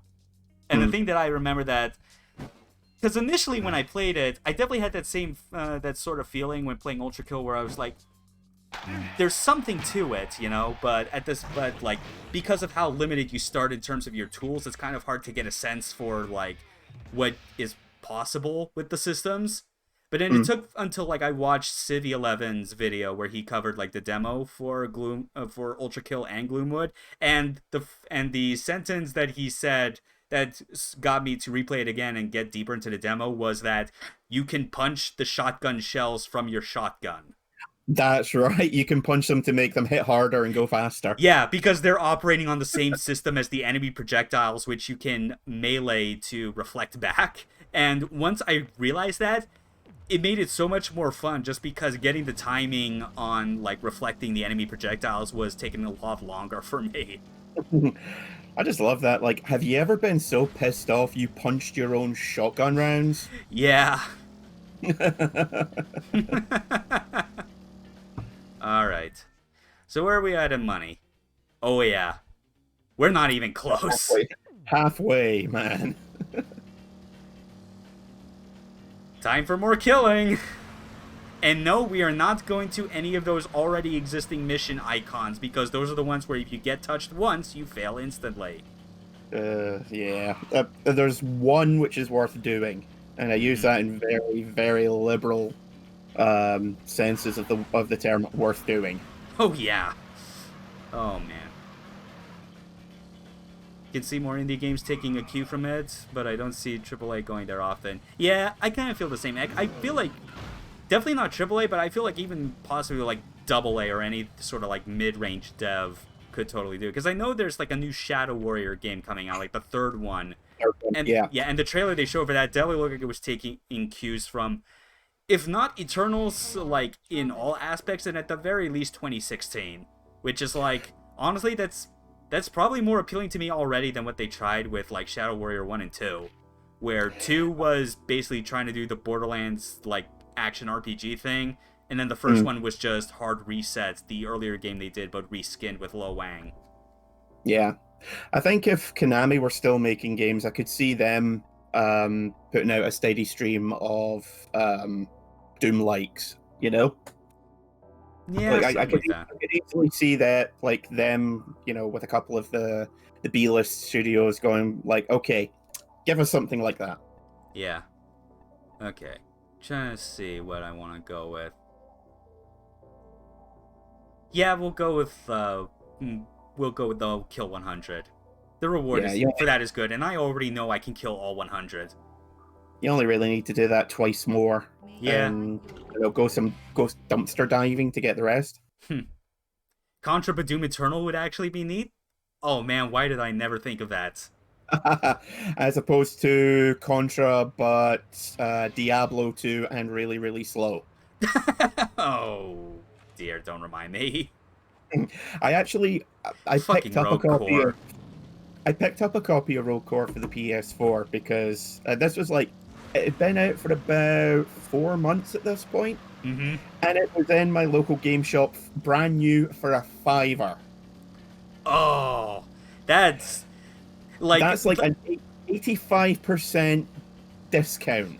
That's the kind of discount where your wallet feels relieved, but your soul just, even if it's for a game that is like you even know is gonna be bad, it still hurts you right where it counts. It's like, oh, it did that bad. I mean, I kind of felt that, yeah, I need to give it a shot because no game can be as bad as people have said. And I've got a lot of I mean, case in point, we played Devil's Third. Yeah. Or No More Heroes. Lots of people said that, it was an interesting game, but it was too bland and too empty to do anything with. Yeah. Like, maybe. But easy to forget this game got pretty savage at time of release. I recall it being more mixed, if anything. Like, it was the sort of thing where, like, in a weird inverse from what I remember of review scores at the time, because I remember throughout the 2000s, I always looked at, like, the reviews on both IGN and GameSpot, and the thing I always remember was that GameSpot was traditionally more critical, and I guess, like, more honest to, like, what the game quality is, whereas IGN hyped it up a lot more. And I recall IGN's score for the original No More Heroes being, like, in the 7 ranges, while GameSpot actually gave it a 9. So it was like the weird opposite where it was like, well, I mean, that also goes without saying that, IGN gave God Hand a 3, but then, Greg Kasavin at GameSpot gave it like an 8 something, which was totally the right call. And I think it was IGN as well that refused to give the original Nier a score. They wind up giving it a 3 because the guy who was reviewing it didn't know how to follow directions when it came to the fishing game and got stuck there for 3 hours. Right, the fishing saga. Oh yeah, that was absurd. Although, it's absurd, but at the same time, I can kind of see why someone would, like, not think that, because, for all intents and purposes, when you get that quest and it teaches you how to fish, it puts you right near a body of water. Like, reason would lead you to believe that's where they wanted you to, but no, they wanted you to go to a different body of water to get the specific fish. Yeah, one that's like 3 minutes down the road. Yeah, but at the same time, like, I can't really excuse that dude's reasoning, because, I mean, like, they also gave similar reason for, like, why they did not, like, walk back their score for God Hand. Because they said, because the weird thing about that was, like, I think what it said was that not only did the reviewer who gave it the original 3.0 not like it, but they described it as that, like, not even anyone else in the IGN offices was wanting to give it a fair shake. Like, apparently it was a 100% dismissal from all staff, which is insane. I think it's probably because when you look at it, it is an incredibly technical game, but with the appearance of an old school beat 'em up, Yeah. in the Resident Evil engine. And I think they took one look at it and were like, nah, this is boring, stupid old shit. No one wants to play this. Oh yeah. Rather than it being one of the best cult hits on the PS2. Yeah, and the last game Clover ever made. And yeah, Raph did like that mention I was talking was that Greg Kasavin was like not only was like one of the best reviewers at GameSpot, but went on to like make some of the best indie games, But with Hades kind of like taking 2020 by storm for a lot of people. Yeah. I've still not played it, admittedly. Like Bastion's the only one that I've fully played through. I remember getting some amount of ways to Transistor, but that was like on PS Plus, and like I respected the system they were going for, but it wasn't like enough to make me want to commit to it. And then Pyre I skipped on just not because it was bad, but I think because the specific thing they wanted to make with that wasn't like to my interest, like weird sports adventure visual novel game or whatever. I think the problem I have with supermassive games, supermassives, Super games, Giant. I should say. Supergiant, yeah. Yeah. Always, everyone does that. Yeah, pretty much. But yeah, I think their problem is that I enjoy them, but I don't get into them. You know, like I've played a bit of, I played maybe 3-4 hours of Hades. I've played about the same for Bastion, and it's like, yeah, I can see the craft that's gone into it, but it's not doing much for me. Yeah, again, Bastion's the only one that I played through all the way, and a big part of like kind of my motivation to do so was because I remember the Building the Bastion series that Giant Bomb did, because like the old Giant Bomb crew, like, you know, they worked the GameSpot alongside with Greg, so like they're good friends, and you know, and showing that the people at Giant Bomb have more integrity than actual games journalists. They were very upfront in that, yes, we are covering the creation of this game. No, we are not going to give it a review. Nice. Yeah, totally. I mean, they still nominated it for like various like awards during their Game of the Year nominations, but like it was definitely something where like they were very adamant that like we can't in any good conscience give this a score and written review because everyone will automatically know that like our impressions on this are in some way biased. Yeah, they're going to be like, well, they gave you lots of content for the website. Your besties with one of the guys that made it, blah, blah, blah. And I think like removing that before they could be accused of any lack of objectivity was definitely a good way of handling things. Yeah. Like it's the only thing they really could do. Yeah. Plus, funny enough, it's like a little tidbit, like before like working at Supergiant, Greg Kasavin did work on a Command & Conquer game. I believe it was the expansion pack for Red Alert 3. Right. See, I would have thought it was Generals. Nah, I think I specifically remember that because that also led to another Giant Bomb related bit that they did with like their video thing, where it was basically just taking the footage of Ric Flair from the Red Alert 3 expansion. And it's just him going woo, just doing his usual woo, like, but like synced up to like, it's basically like a proto Neil Ciceragua song or something to that effect, you know, like something that feels like the Red Alert equivalent to Bustin'. I remember someone threatening to make a mod that would replace any and all alert sirens with him going woo, woo, woo, and I don't think it happened, which is both disappointing and a blessing. It's definitely not a blessing. I would have taken it. I don't know. I'm fairly certain that would have caused mass suicides and mass murder. Oh well. Oh man. Red Alert 3's cast on the whole is just so silly. I like that they realized how dumb it had gotten at that point and just leaned into it. Yeah, and I mean, like, even then, like, the people that they got cast for, like, the different, like, leaders of the three factions are, like, honestly, I would not be at all opposed to if this is what they actually were in real life. I mean, J.K. Simmons as the U.S. president? Sure, why not? Anything with J.K. Simmons in it, I will watch. Yeah. No question. Also, like George Takei as like, the Japanese Emperor. Yeah. And then, of course, who can forget Tim Curry? Tim Curry. Spice! He tries so hard to, like, not break character because he knows how absolutely stupid the line is he's saying. Like he's trying so hard not to crack up, and you can just see the point where he just gives in his eyes. Spice! Oh man, yeah. I know people definitely have fondness for Command & Conquer, especially with, like, you know, Kane and like all those other original characters, but I've always had more of a soft spot for Red Alert just because of the alt history shenanigans it goes for. I'd definitely say from the second Red Alert onwards, because they stopped trying to be serious, and with the third one they just went full Saints Row with it. Yeah, they went full Saints Row before Saints Row did it to Saints Row. Right. It's just you can tell when they're having fun with a game. Um, like with Borderlands, it always feels a bit too forced. Yeah. Like they're trying to be wacky. But with Red Alert 3, it was like no, Red Alert and Saints Row, it's like, right, let's just take the dumbest shit we possibly can and make it work. Yep. It's a very tough art to get into. And God bless them, they managed it. Yeah. God, I miss Westwood. Yeah.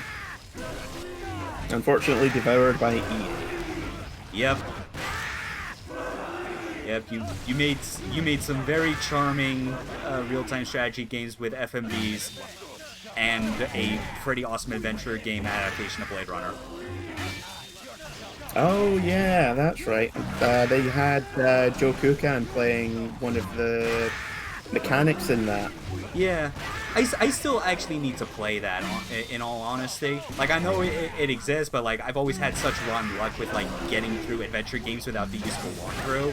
Even the ones that are like, even the ones that aren't specifically like the old Sierra adventure games where like they just punish you for no good reasons because they're massive dicks. You're not thinking like us, and we've just dropped a fuckload of acid, so good luck. Yeah. but I wouldn't mind giving Blade Runner a try sometime in the future, especially when like because there's like a machine learning AI remastered version of the graphics and like FMVs coming out. Yeah. That Night Dive is working on, which I think that might be a good time to like give it a shot. I would say so. I actually played it back in the day, which is arguably the best time to have played it. Oh yeah. I can't imagine parts of it have aged particularly well, which is a shame. Even like I got my first PC when I was about 15, and even back then I was a big fan of Cyberpunk and all that. Yeah. So the first couple of games I got were Carmageddon, Day of the Tentacle, and Sam and Max. What else?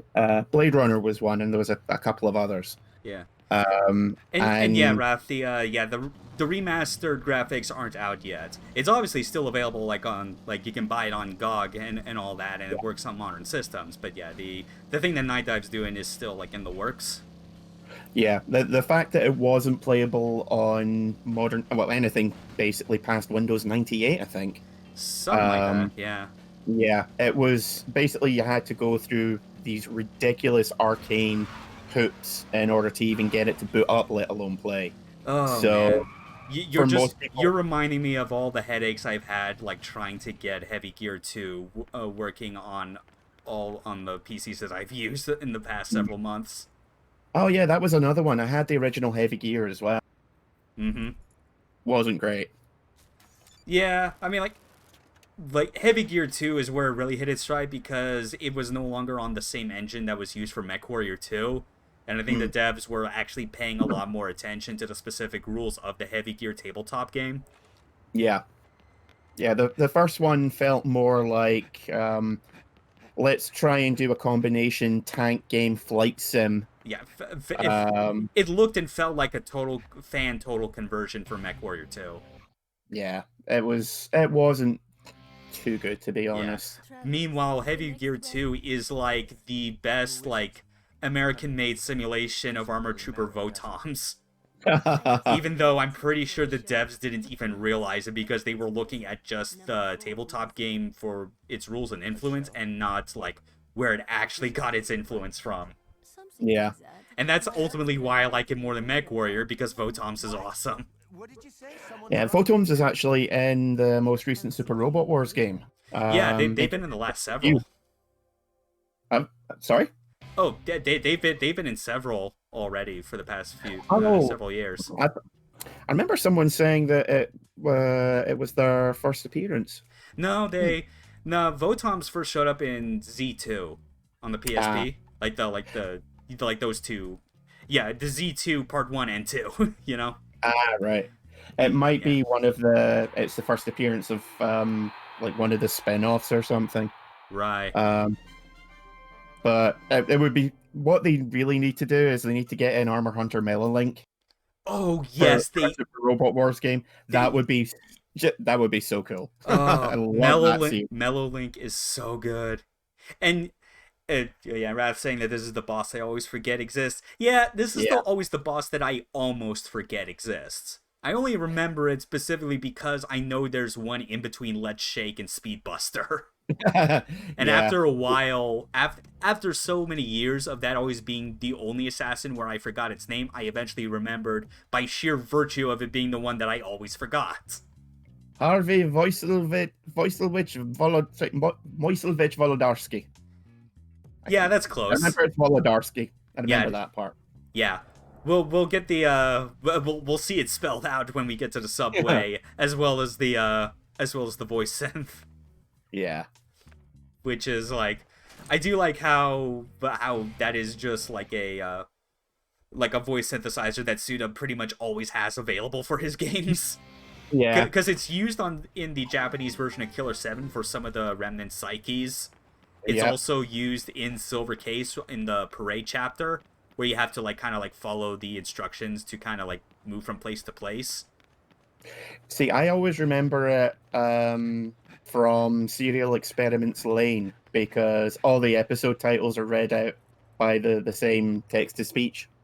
Oh, right, yeah, it does do that. Yeah, that's what I'll always associate it with. So seeing it crop up in other things, I'm like, what the fuck? Yep.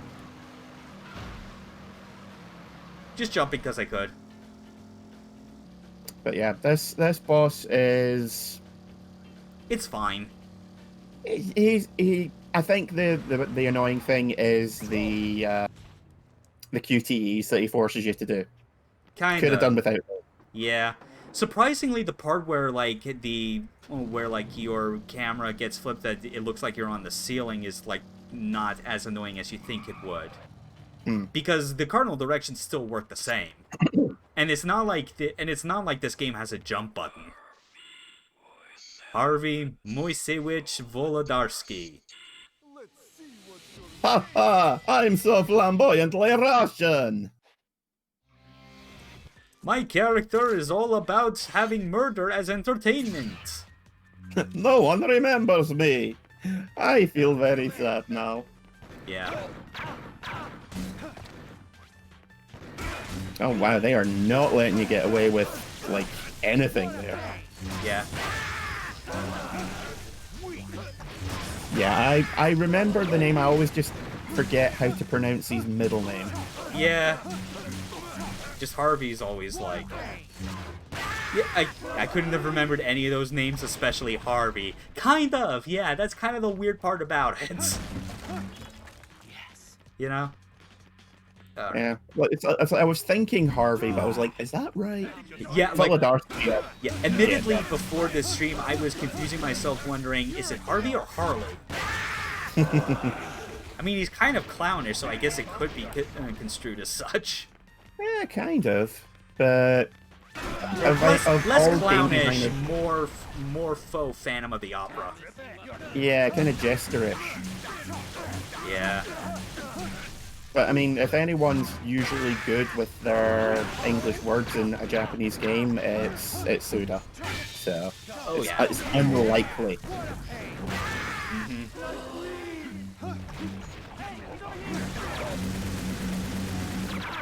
Oh my God. No. Back off. Just a shame that didn't actually do any damage to the guy who's, in whose face you were waving that. Yep. I'm gonna rub one out. Great job. Yeah. Video games.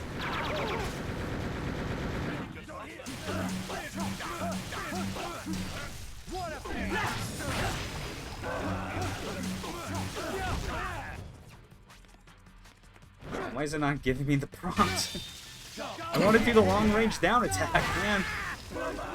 Oh, screw it. Who cares? Oh, these guys are fucking aimballs. Yeah. Wall hacks. Okay, maybe not a quite wall hack. They didn't shoot through the pillar. No, his gun was just 3 pixels slightly to the side of it. Oh, yeah. That's totally fair.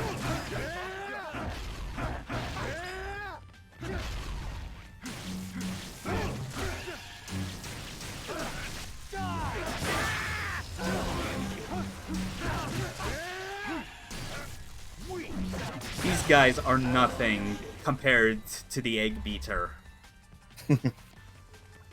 Yeah. That said, though, considering like how we've already made mention of how forgettable Harvey is, this mission ultimately really isn't that forgettable on the whole, just because of what we're going to be going into next. Yeah. Like, that's kind of the weird thing. It's the level itself that has more to it than the actual boss. Yeah. I mean, the same applied to rank 5, but that was obvious because the boss was a cutscene. Yeah. Now, I think Now, it's... I'm actually most interested to see how this is going to handle, like, if it's going to be possible for me to, like, just play this shmup section with just one Joy-Con. Because I remember in the original Wii version, you actually had to disconnect the, Oh, no, it just uses both Joy-Cons. That's lame. I wanted to be... Yeah, and use it properly. Mm-hmm. Yeah, I recall the mission just fine, but every time I'm like, there was a magician. There was a boss, I assume. It's kind of fuzzy. Yeah. But yeah, it would have been nice just for, like, oh, god damn it. Wow, okay. Don't worry, I still got life. Well, excuse me for trying to be all fancy and, like, melee a target.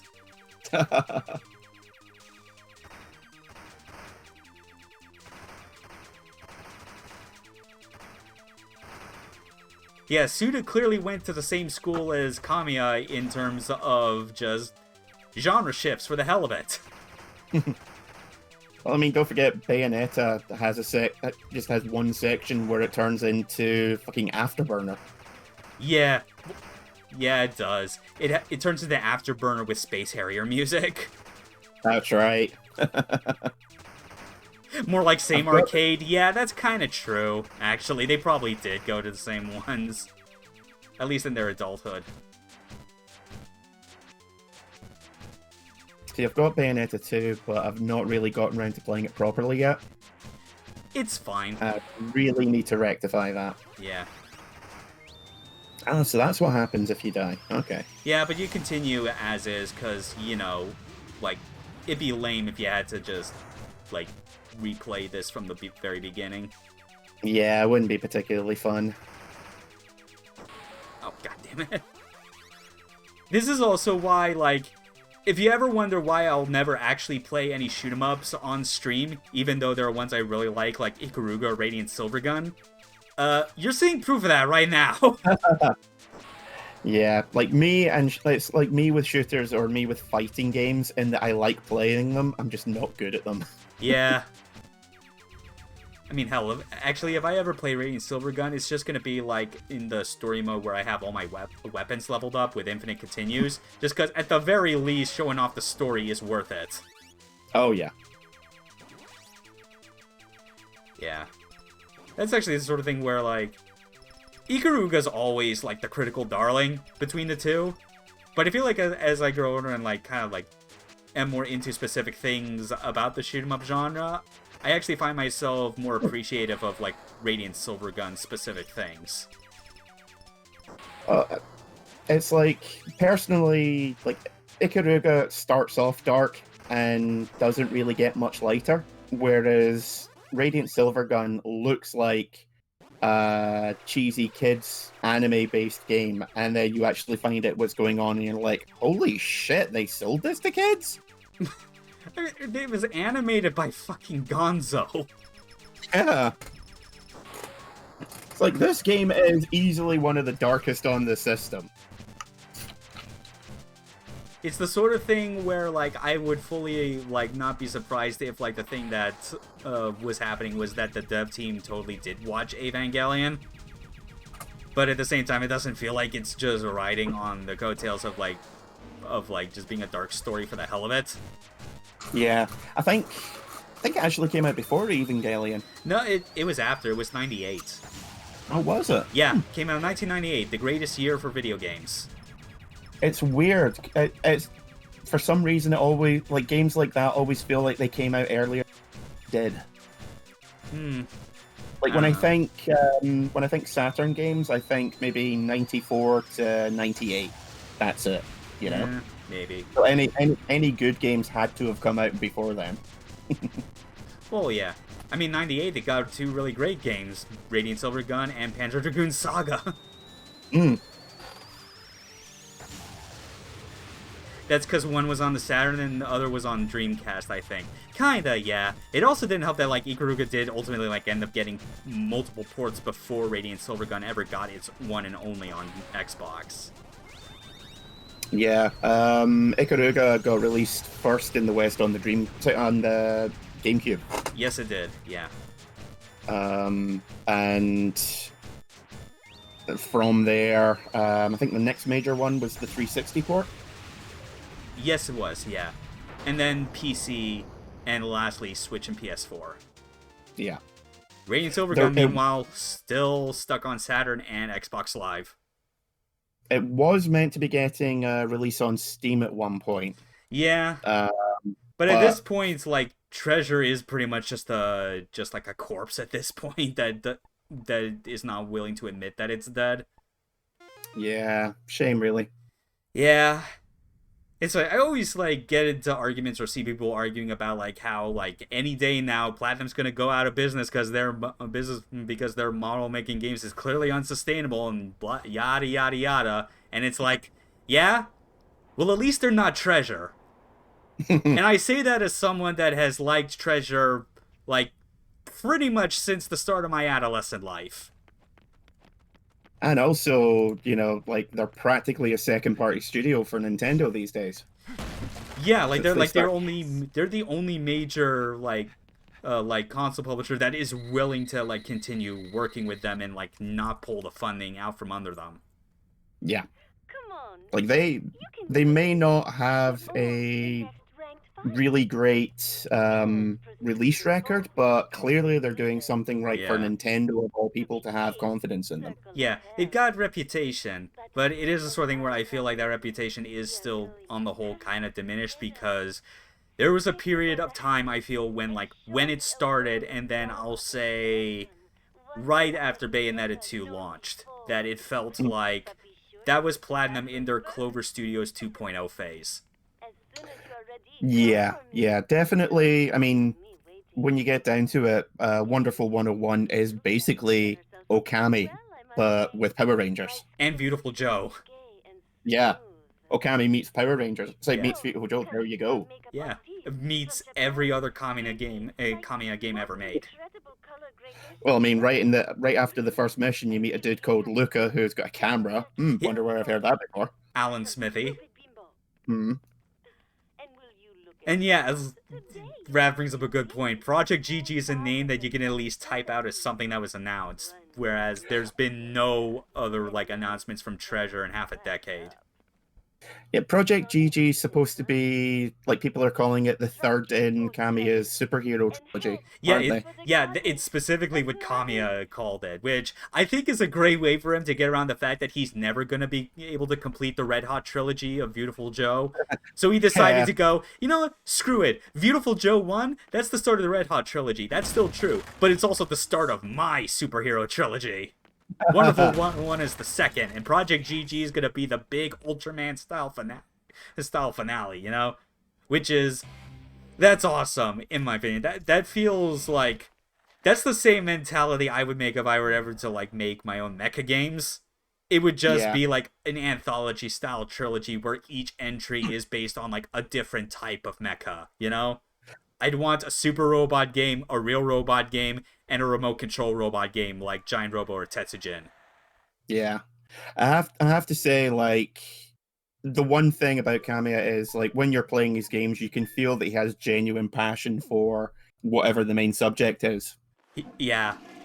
And his game design in general, even if you're not fond of the particular quirks like his genre shifts, it's like he still manages to make it like way, like, still way more compelling than you think it had any right to. Especially when the way he describes his dev process makes it seem like he just stumbles onto things. Like, a lot of, like, the critical ideas behind some of his games did not really come from, like, any sort of in-depth, like, design doc or planning at the very beginning of development. Like, Beautiful Joe's VFX powers only came about because he recalls seeing one of the animators messing around with the animations for Joe, like, kind of rewinding and fast-forwarding it, and basically got the idea of, oh, wait, that animation looks really cool frame by frame when slowed down. Let's make that the gameplay. Let's base an entire game around it. Yeah. Pretty much. And then I remember playing it on the PS2 and showing it to a friend, and he didn't use the VFX powers at all. And was like, why is this game so hard? And I was like, okay, I know it looks like a Devil May Cry style game, but you're actually supposed to play it really slowly. Yeah, it's except for the bit where you're supposed to play it really fast. You have a really specific style that you're expected to play through it. Yeah. Yeah, it's the sort of thing where, like, it's definitely, like, it is less freeform than even Devil May Cry 1 is. But it's still so satisfying to, like, go through the gameplay flow that's designed specifically to rack up the most V points. Anyway, time for the big show. The audience is non-existent. And yet they still give him a round of applause at the end. What's up with that? It's just the dude in the booth who has, like, a soundboard ready to go. It's the morning zoo crew. Actually, I have a confession to make. I am actually a Harvey Volodarsky. This is what my streams are all like. It's to an audience of no one, but I have to pretend that there is one. I'm sorry you had to see the truth exposed. It's not pretty. See, I was wondering why you were wearing the dumb mask.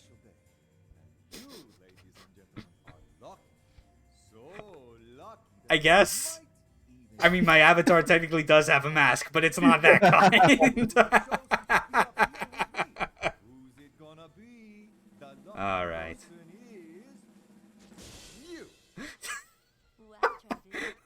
Does this mean you and Wrath are my two hot assistants? To be determined. I'm leaving. I may not be coming back. Screw it, you're doing it yourself. No, please don't leave me. I'm so lonely. Assistant, I'm carrying this shit, yo. Oh. My parents are dead. Laugh track. My parents are dead. Yay! My parents are dead, said Travis as he slaps Robin across the face. Robin wasn't even the one who said it. He's just the whipping boy for this joke. He wasn't even at the scene. He actually drove back to the Batcave simply so he could hit them and then drove back. Yeah. I was really looking forward to this.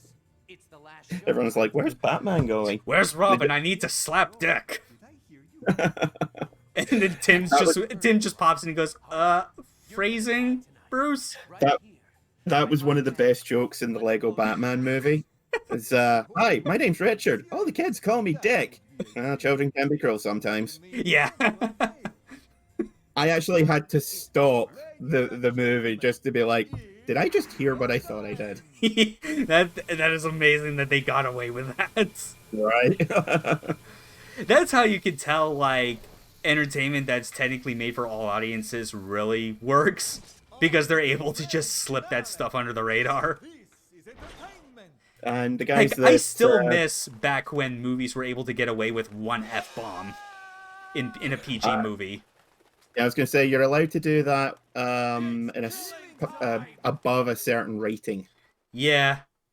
But, I mean, like, you went back, you try going back to Beetlejuice, you go to that one moment where Michael Keaton just goes, nice fucking model, and it's like, you don't even bat an eye about it, because you don't even pay attention to the fact that he just said that because you're too busy wondering why his crotch makes a honking noise.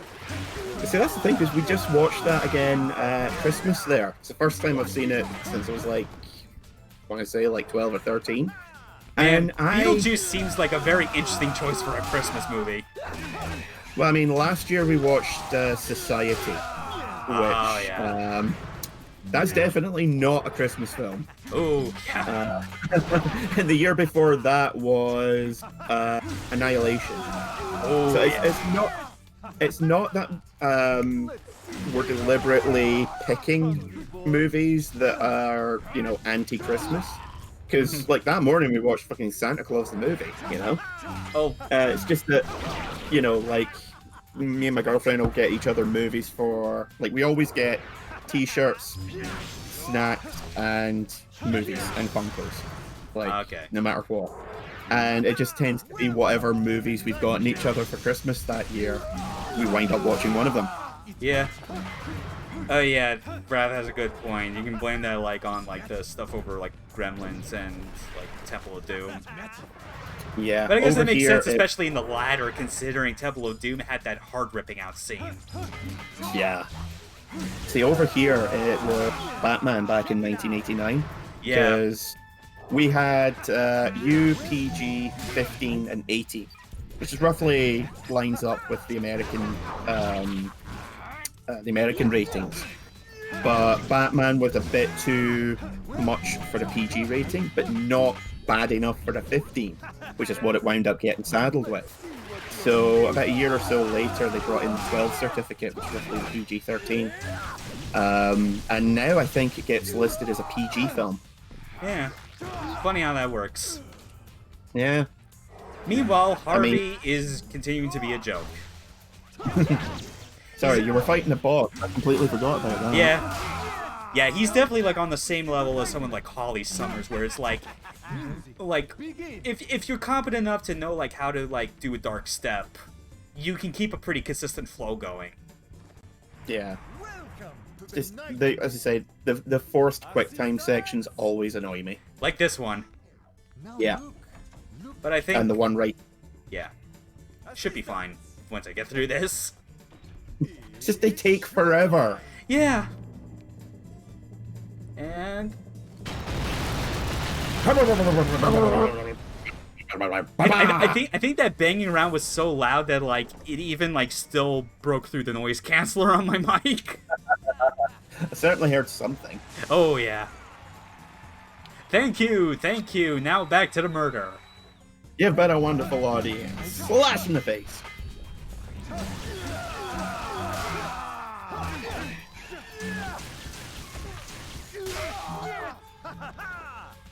Yeah, it just feels so good once you like get the egg whisk, you know? It just deals so much damage. Like the first hit is noticeably slow, but like once you get into the combo, it's like not that different from how it is with any of the other katanas. Yeah, and once you've got a couple of the combo extensions as well. Mm-hmm. This always felt particularly cruel to me, even in the context of how the other assassins go out.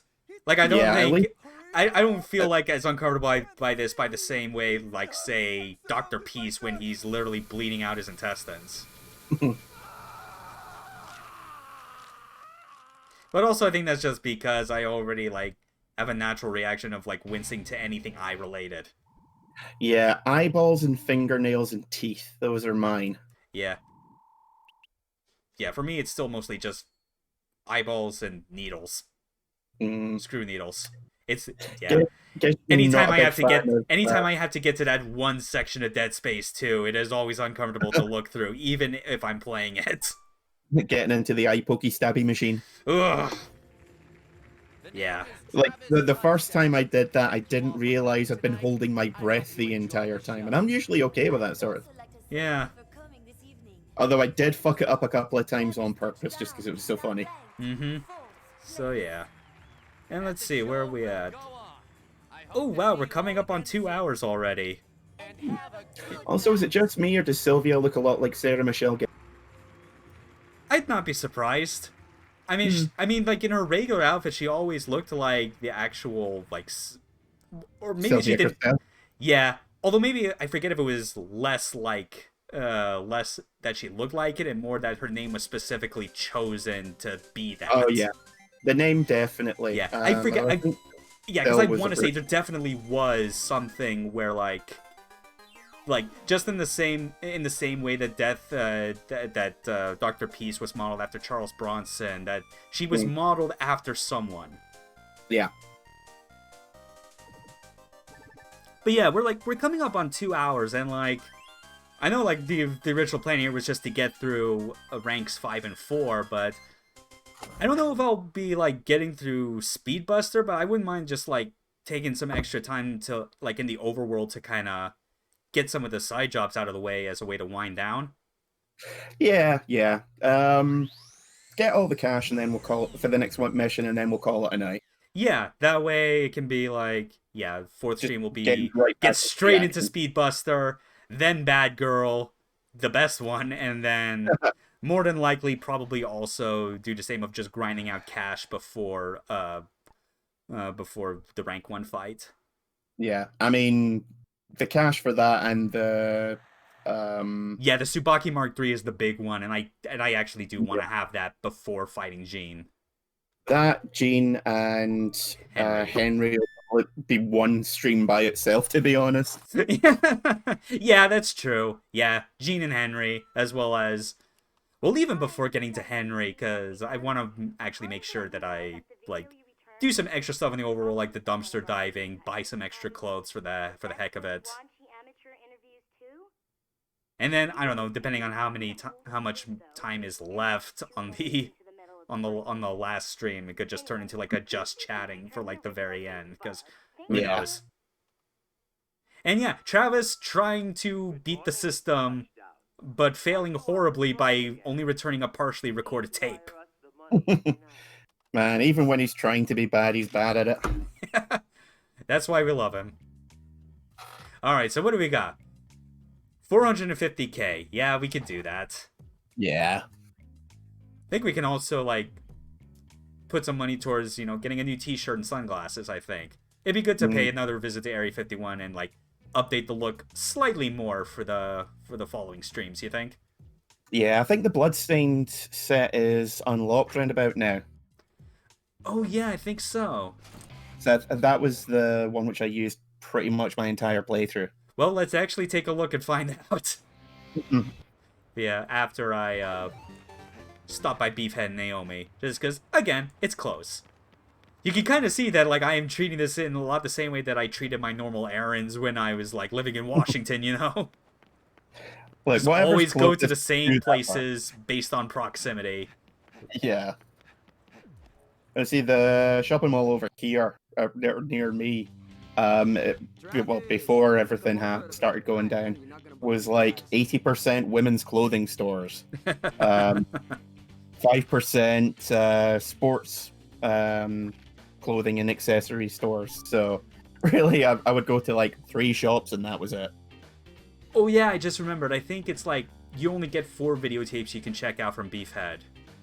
Oh. So yeah, there's no new ones. I couldn't remember how many there were. Oh, well, that's fine. That saves us more money. Now, let's see. What's Naomi got for us? Disdain? A restraining order? A combination taser and strap-on? She has all that, but stopped using it after a while when she realized it clearly wasn't working. No, if anything, he was getting more and more into it. Kind of weird. Yeah. She really lost it when Travis suggested that she could make a lot more money by opening an OnlyFans. I'm surprised she's letting him, if she's offering him a drink, because last time she did that, she found him in the toilet.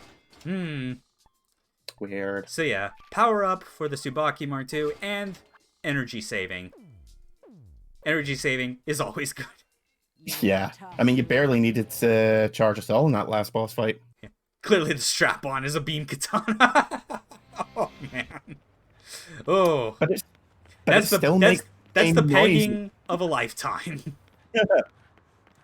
You definitely won't have a prostate working after that, I can tell you that much. Okay. Turns the prostate into a chicken tendy. Coward. Oh, man. Travis would be the kind of person that would unironically just say everything's a dildo if you're brave enough. Or maybe ironically, actually. Yeah, that's actually what it is. He'd say it ironically, but then say it to the wrong person who believes it unironically, and then gets into a very bad situation. It was Abraham Lincoln who first said that. You know, he's quoting royalty or something. I don't know. Yeah. I've never paid attention to history. Yeah. Does it go? Speaking of unironically and sexual misconduct, Two off words to you the never gym. want to hear in association with each other. Yes, that. That. Yeah. Naomi with Thunder Ryu watching in a closet, sometimes dressed as Superman. I know. You want that, right? Oh, dear. Oh, my Nightwing costume arrived today. What is wrong, Travis? You said you wanted some dick in your life. I'm going to bench press right now, Mr. Thunder Ryu. Yes, yes, you are. Okay. Think warm thoughts, boy. This is going to be mighty cold. Ooh. Oh, dear. Poor Thunder Ryu. He's just so lonely for so long. But he likes cats, so that's okay. Yeah, that's true. But I mean, who doesn't in this universe? Ah, true. Liking in this like in the Sudaverse, liking cats just means you're a protagonist. Yeah. Or at least you get to... Well, actually, I was going to say it lets you live, but then I remember what happens to Thunder Ryu in the next ranking mission. Oh. No, that definitely does not happen. Nope. It's such a shame. In fact, if you were a heartless bastard, you would probably misconstrue the events as thinking that the kitten was responsible for his death, which is unfair. It's just a kitten. I mean, at first, I kind of wondered if that wasn't what they were going for. No. Especially when that kitten was Jean. Or Jean. Oh. Fuck. My mind, because, like, of how it's spelled, I always keep going back and forth between how it's pronounced here and Jean in Bayonetta. What? Yeah, I always want to do the French pronunciation as well. But yeah, Jean was just a kitten back then. Like, she didn't know better. In fact, if it was Jean from Travis Strikes Again in that same position, she'd probably do it, like, full well, knowing what was gonna happen. She would push him into the beam. Yeah, oh man. Alternate universe continuity in which Thunder Ryu is still our world-class serial pervert and Jean is trying everything in her power to get him killed to save Travis. I wait for you. No, that's because that tiger skin rug on the floor is her mother. Oh, damn. That explains everything. This is for murdering my people. He ripped the skin off her mother after a bout of depraved bestiality. Oh, no. Ah, yes, that skin came off in one good pull like a t-shirt. Yeah, mommy. Yes, she said that too. Though I said to call me daddy. Oh, man. Still, it is better than when we first met, and she kept calling me Mr. Parkinson. Not sure where that came from. Kind of weirded even me out of it. And you weirded everyone out, Ryu. That says a lot. Yes. Now shut up and put on this truffle oil. Dare I ask where you got this? I squeezed the truffles myself. With my nipples. Okay, well, it's been nice knowing you. I'm going to perform Best some side public service by rescuing some lost kittens. Yes, this is the best side mission ever. It absolutely is, bar none. just for the really, really creepy way he starts saying meow. Yes. It's like Travis, for God's sake, you don't need to be like coming on to them. It's like, Travis, when you're talking to a cat, it should absolutely, positively, 100% not be able to be construed as sexual. You should be speaking to them like they're a child. And if you're doing that, then that's like, well, I don't need to finish that thought to let you know how problematic that is. But here's Thunder Ryu with a presentation. Yes, Thunder Ryu, world-class serial pervert who still has his morals in place to know that hitting on children is not okay. I have an Excel spreadsheet. Not really sure how that would work, Thunder Ryu, but No, thanks. in Japan, we use Excel spreadsheets for everything. Now, excuse me, my colleague in Okinawa is sending me a fax with the latest information on this matter. Didn't think it was quite such a hot topic, but, well, we're all learning something today, I guess, whether we want to or not. I mean, besides, like, the yikes subject matter, I mean, just the joke about Excel spreadsheets and faxes, I mean, like, that is still at least a true kind of thing. Especially Excel spreadsheets. If one of the Discords I'm in where one person is actually living in Japan, like as anything to say about, like, what his experience with the Japanese workforce is like. That they love using Excel so much, even if it's impractical. It's one of those things where I found that the people who like using Excel really love using Excel. And I am calling out two people in particular, one of whom will probably never see this, the other, they know who they are. Yeah. Meanwhile, the god of cats is rolling around, purring happily. I love this image. Yes. And its worshippers could not be any more content as a result. Cats smell like happy. Mm-hmm.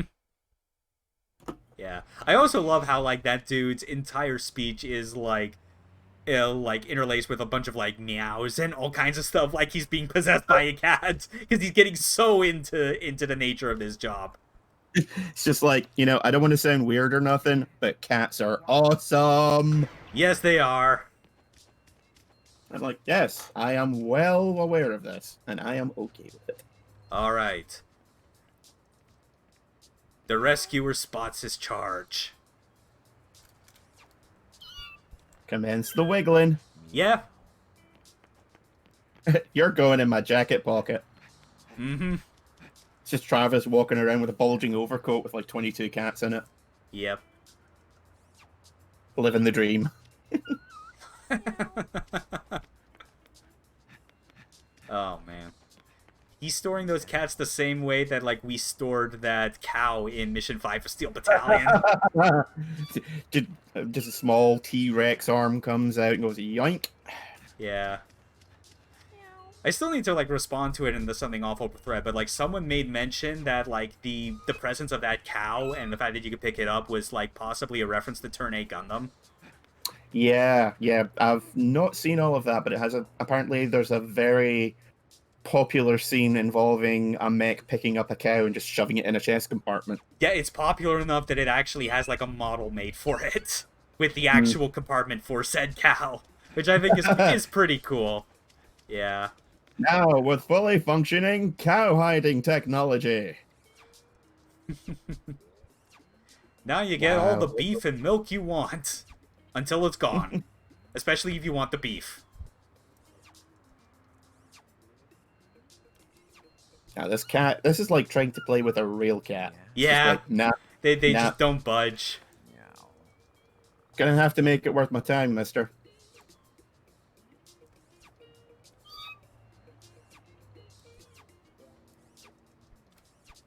God, this is like playing with my cats. Be more amusing, though, if this was with a laser pointer, I think. Yeah, I always had fun doing that. Until he mistakes it for his beam katana, and then, oh no. It just goes wrong. Eight meows. Man, of all the minigame side jobs that are returning No More Heroes 3, This desperately needs a return. Seriously. I mean, I we- already love that that we're getting the lawn mowing back, which I also hope will still have like that little flare Travis does when he turns. Hey, Yeah, but yeah, we a fully fledged cat raising simulator. Like making Gene skinny in the last game was not good enough. It was better, but not good enough. oh shoot. Yeah, these are getting a lot harder to do consistently, but ah shoot, whatever. 9's pretty good, I think. These side jobs have already proven to be so generous anyway. Yeah. What do we got? Yep, gold. What were the odds? Oh man, okay. Now let's do these side assassin gigs until we hopefully get enough money. And then buy some new stuff from Area 51, deposit the money. Actually, you know, just so I'm on the safe side of things, we're gonna go to Area 51 first and get those new clothing items. Yeah, And- better to the expensive stuff first and then take it from there. Oh yeah, absolutely. Travis! And of course, of all the things that I'm planning to buy, I'm still planning to like keep the jacket as is, just because stuff like this was expensive. Yeah. Plus, I mean, think, like you can't say no. You cannot say no to how awesome like the design on the back of the jacket is. Oh yeah, it's just really. I wish that they had released some of Travis's clothing other than the t-shirts. Yeah, Because the jackets are badass. yeah, like the jacket would like it'd be a sought after collector's item in the same way as Leon's in RE4. Yep. Or the really stupid jacket that Chris is wearing in RE8. Oh yeah, that's right. Nothing interesting about that at all. Like, I had a jacket like that 5 years ago. Yeah. Oh yeah, there's even more jackets, but like we're not gonna go with. Even though I do like how Grizzly Bear looks, and Crash Star's pretty good with like the Santa Destroy logo. But okay, Yeah, shirts Crash now. Star, good. Let's see if the new ones did show up. There's usually about half a dozen after every mission. Yeah. So Lightning Bolt, Yokozuna, all this. Yep. Ja. Yeah. Ja, da, da, da, Yeah, da, da, yeah. da, da, da. Yeah. Anarchy in the galaxy. Everyone wants to be Travis. Very punk. Yeah. You know, that Banako. t-shirt. See, that t-shirt's known as Shirt of Rage in the UK. Yeah, I can totally see why. Don't think you're getting that Streets of Rage reference past me, Suda. You say psycho like it's a bad thing. Need to wear that one for Bad Girl. Oh, hell yes. In fact, you know what? I'm actually going to buy it ahead of time and then, like, buy the next thing that'll override it. Just so we can, like, get it from the closet when it's time. Oh. Oh, this is why I have you on board for this. I have the good ideas. Route 66. Okay, I think I'll actually maybe save that for when we get to rank 1 because we know what that chapter involves. Yeah, or Speedbuster. Oh, yeah. Oh, yeah, that's true, actually. Actually, that's a good thing. Do you want that for Speedbuster or not? Or do you... Well, let's keep looking first through the rest of these. For the first part. Okay, there's Black Satans, Manga, Robodam, Big Boombox, Catfight, Yes. War Without Honor.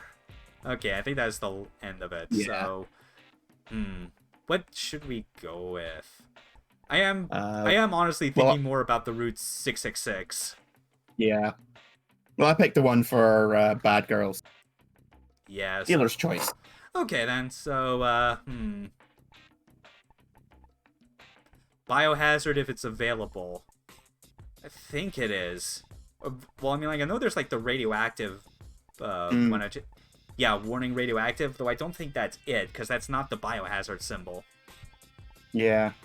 Maybe it's a later one or one of the dumpster shirts. Possibly. Yeah.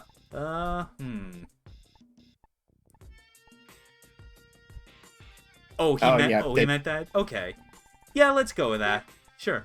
Yeah. Thanks for the suggestion, Raph. Plus, the yellow and black does go well with the jacket, I have to say. Yeah.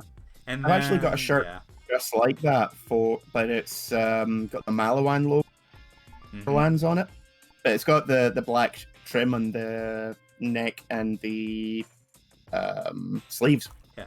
What do you say we buy one pair of sunglasses to use for the rest of the game? Yeah, I go for peony purple. Excellent. It stands out just the same as his red belt. So yeah. Yeah, I never bought any else. All right, this looks good.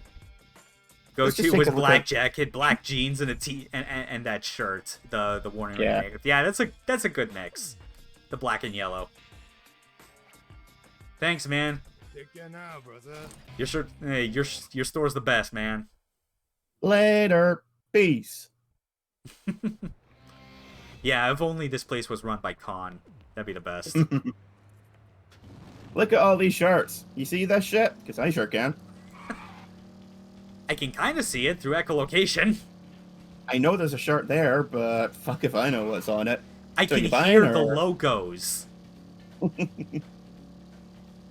Wait. We need to be playing my special music. Dun, dun, dun, dun, dun, dun, dun. Yeah.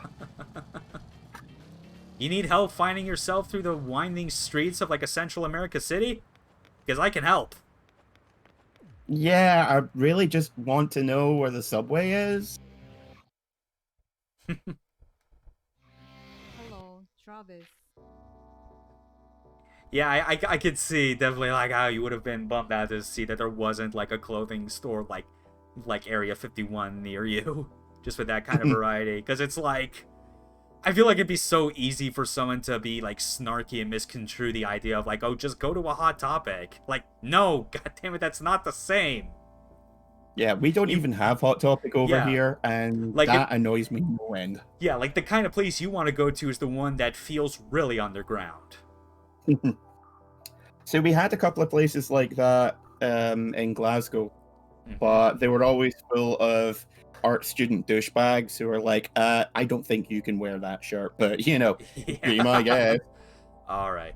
Okay, this one's amusing. The extreme fight. All other details will be a surprise. Reward? It's a secret. You get there, it's just half of a narwhal lying in the middle of a parking lot. It's like, oh, there's your prize. May you find your It's just Henry sitting on it, on like a Hollywood director's chair going, surprise! Just empty room. Just like, do you have to do this? It's like, well, I'm an arsehole. What can I say?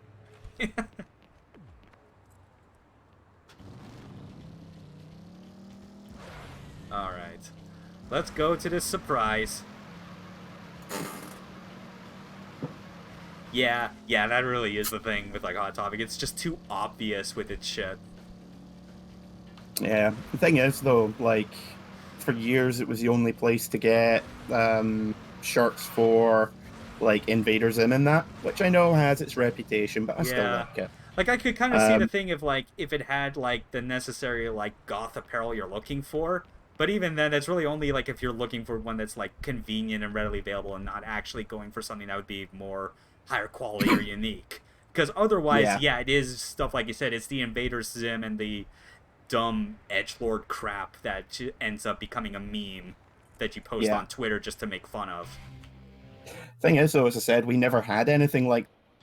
So, like, everyone I knew would be looking at the Hot Topic website and just being like, "Oh God, I wish we had that here."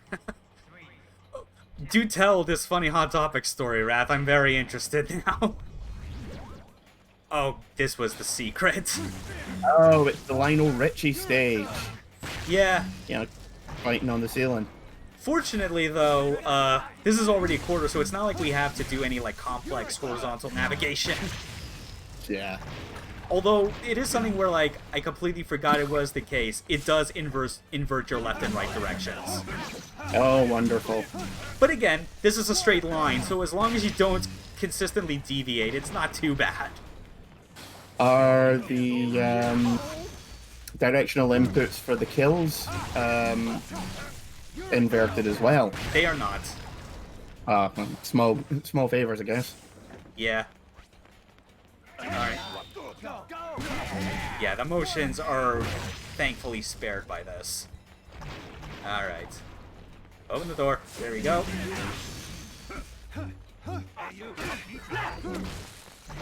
It really does play havoc, though, with, like, those down attack camera angles. Yeah.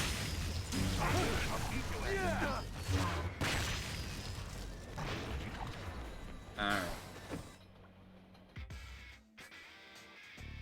Shopping for Halloween costumes. Okay, this makes sense. This is a good start. Oh, hey! Finally, like, a goal on an assassination mission after so long. Beginning to forget what they look like. Yeah. Gonna go as a Grim Reaper. Nice. Yeah, makes sense. Now then. Back to the job center. Not job center, to K Entertainment. Though it might as well be another job center. Yeah. I always wondered if that wasn't meant to be like a reference to Manhunter or something. Maybe. Because they do kind of, that is kind of like murder for entertainment.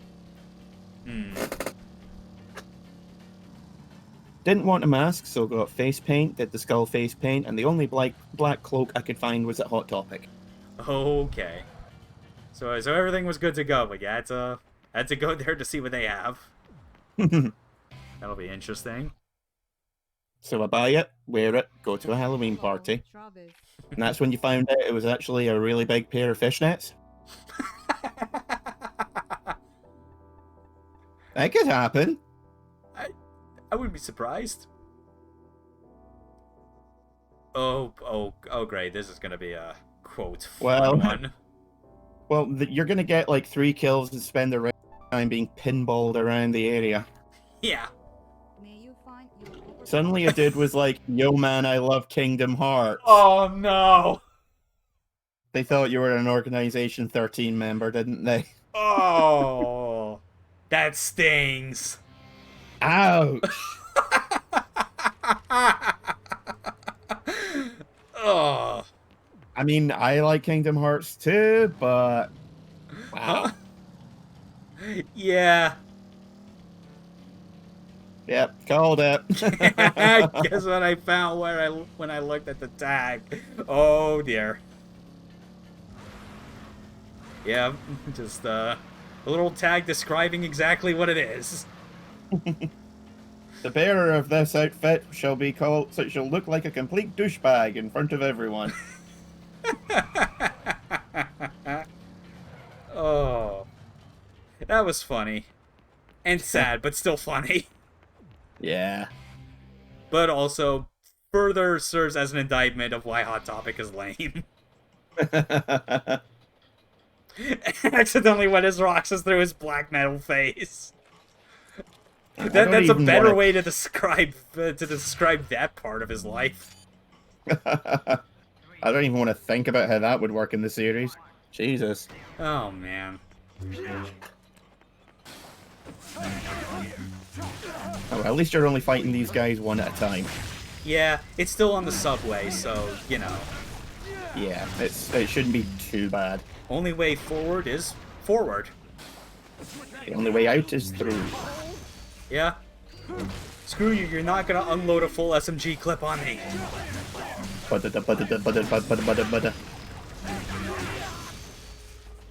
Oh yeah, here we go.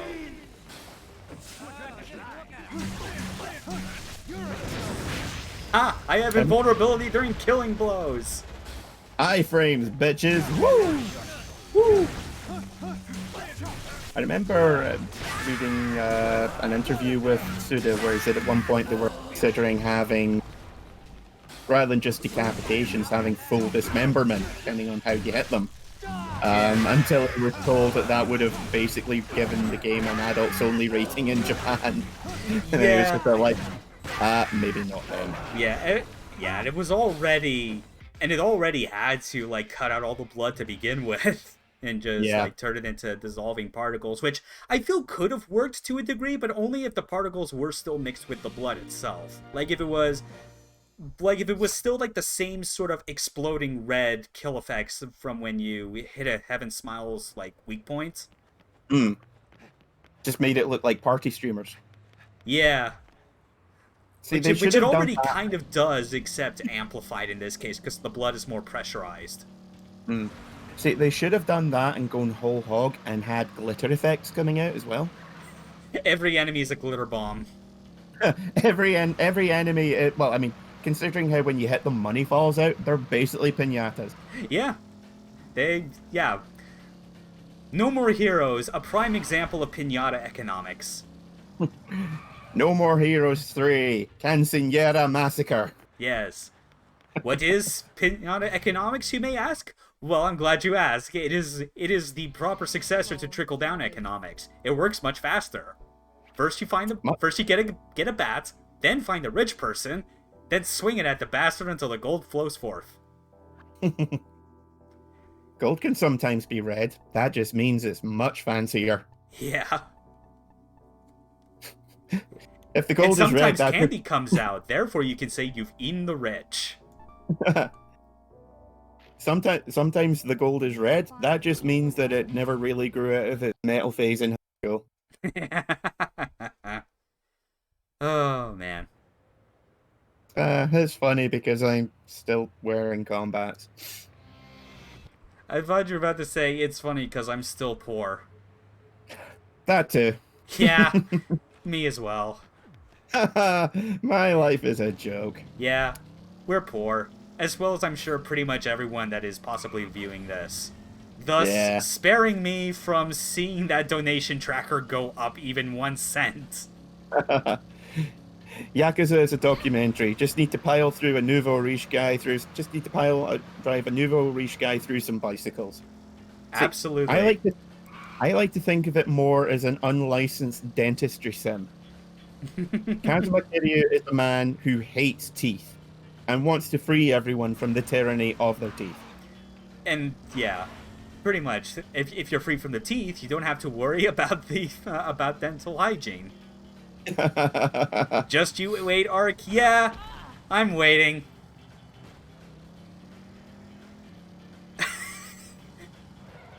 Good to know. Man, if I had a penny for every time someone told me I'd rue the day, I would own Paris. Yeah. Although, yeah, even if I'm...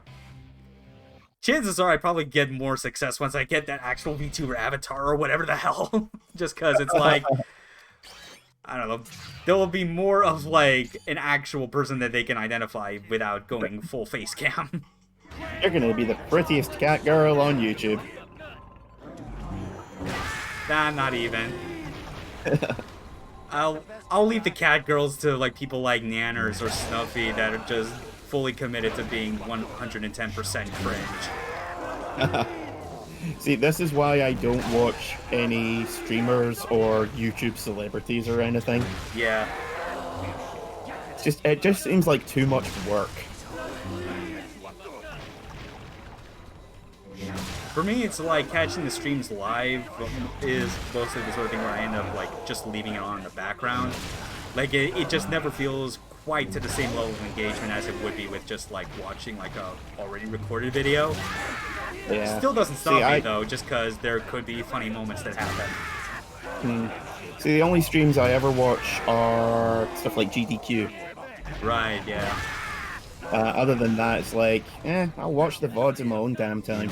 Yeah. For me, it's just, I've been so deep down the VTuber rabbit hole that it is pretty much all I really watch these days. The exception of, like, any streamer that isn't that is, like, Maximilian Dude and Avoiding the Puddle. Unsurprisingly, both of them being from the FGC. And pretty good people all around. I think that, like, if you're only watching VTubers, I think that will be classed as a mental illness before the year is out. I don't know, I feel like it was the one saving grace of 2020. I mean, it did manage to convert, like, a Q nut job into seeing the light and ditching it. That's right, I forgot about that. Yeah, see, VTubers have done a lot of good for the world. They've done more than most people, I'll give them that much. Fun watching people break after 16 hours of Bubsy 3D. Man. Man, if only 16 hours. What could possibly go wrong? More like -1 minute. Yes, you completely break even before booting up the game. Because you realize what's going to happen. It's just like being, you know, like in a room with a cursed eldritch artifact. Yes, it is true, Rad. VTuber cured someone from Canon. Yep. Check it out on... Look it up on Google. This is true. Yeah. And, like, it was obviously, like, very well timed with, like, around the election when Trump clearly lost. And that was starting to just fraction the whole belief even further. So it was very fortunate that one person at least saw the light in that situation and realized that, yeah, things are not going to go well if I keep committing to this. I don't know the full details, but from what I understand, someone came into a stream basically giving it all, you know, the great awakening, blah, blah, blah. Yeah. And they actually invited him to chat. Being like, okay, like they basically stopped the stream, what they were doing. And we're like, okay, let's have a talk about this. And talked him around. And he was like, oh, wow, I have wasted my life. Yeah. Anime titties have purifying powers. I mean, did you think they didn't? Yeah. I mean, it's both titties and asses that both have purifying powers. Asses especially because it's the original. Boobs are nothing but fake asses. Prison school taught me this. I was actually going to say right this minute, go out now, say 5 Hail Marys and 3 prison schools. Yeah. I'm lowly 3D sexual. I mean, hey, some VTubers can be 3D, just not the 3D, if you catch my meaning, you know? Not 3D PD. Yes. Yes, the kind of 3D that, like, saves them the money so that they can do both VTubing and VR chat. Because that's not weird at all. No. Alright. One more mission here, and this should get us, I think, hopefully to the, the entry fee limit. We'll see how this goes. Yeah. Who's ready to beat some eggs? Ooh, me.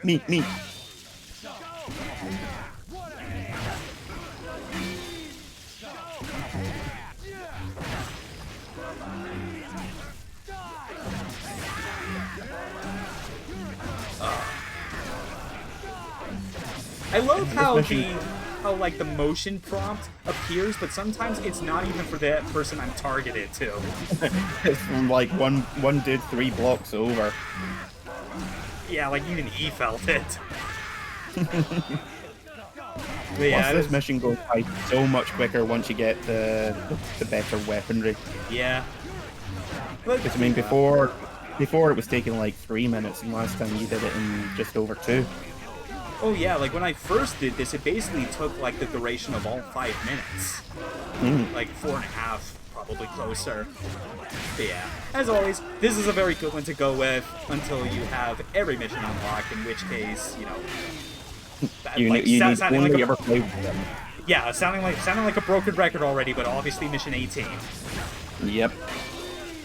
Still, just... We're obviously used to it by this point. I mean, we're 3 streams in, but God, I still am in love with how good this game looks and runs. Oh yeah. Just wish we could get a change to my spleen. Or better audio balancing, just in general. Because even with how low I've turned this down in the audio mixer, it's still overpowering. though not as much as it was in the first video. I'm pretty sure once I skim through this VOD before uploading to YouTube, it'll still be like 99% like hearable.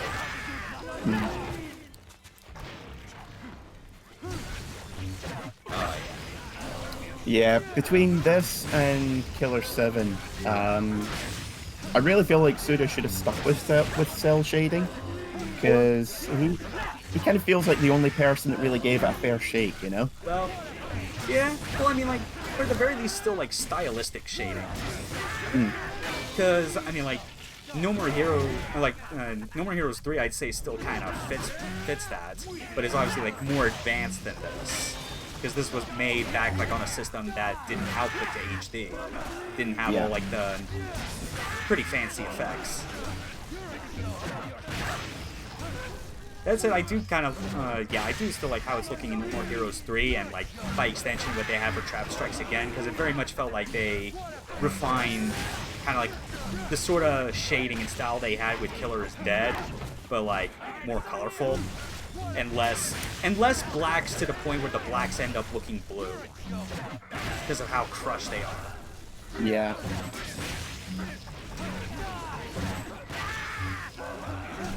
Like, regardless of what you think about the quality of these games, they all do look fantastic. Yeah. Or maybe, at least maybe not so much Shadows of the Damned or Lollipop Chainsaw. Lollipop Chainsaw still looks pretty good, but yeah, that's fair. Like it's a step up from Shadows. I think the problem is it looks good for the PS3 and 360. Yeah, that's true. You know, like it's a good game. It's very much of its time. Oh yeah, No More Heroes 3, like, it definitely does look better when you look at, like, the screenshots and GIFs. Yeah, that trailer from the Direct, I was still glad to see it and analyze it, but, like, the quality of it was so strange. Like, it's the sort of thing where I understand what they're going for, and I'm all for it, which is Suda's trying to aim for the game to be 60 FPS at all times if possible, which means that the compromise they have to go with is dynamic resolution scaling. Which, that's probably part of, like, why the quality itself came off looking real shoddy at points. Something like that. See, these days I make a point of never watching any trailers, because I've just been bitten by it too many times. I suppose, yeah. But I can't avoid it for No More Heroes or anything Suda, just because it.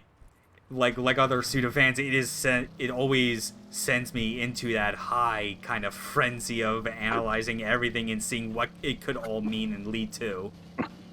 See, last time I did that was with Death Stranding, because I was like, the trailers had me convinced that this was going to be like the best horror game of this genre, the last decade. It didn't convince me, mainly because I don't trust Kojima for anything past Metal Gear Solid 3. But this time I was like, no, it actually looks like we're gonna get it. This is looking good, blah blah blah. And then the gameplay footage leaked, and my disappointment was so great, it took physical form as a copy of Death Stranding. Yeah. Death Stranding is, unfortunately, like, as much as I like some of like my favorite game creators to have as much freedom as they reasonably can to achieve their vision and such, like I would want for some, like, you know, Suda, for instance, Death Stranding is ultimately a case for why the opposite is sometimes necessary, and that there need to be editors on board. Like, Unchained Kojima is something that is not healthy for any man, woman, or child. I think, though, by the same token, it's also important that you have people who are just like, I'm going to do the most batshit thing I can because I can, and it's going to be so big and overblown that no one can take it seriously. Yeah. You know, it's like there's definitely a place for both, but I think he also needs someone on staff to manage expectations, both for himself and for the fans.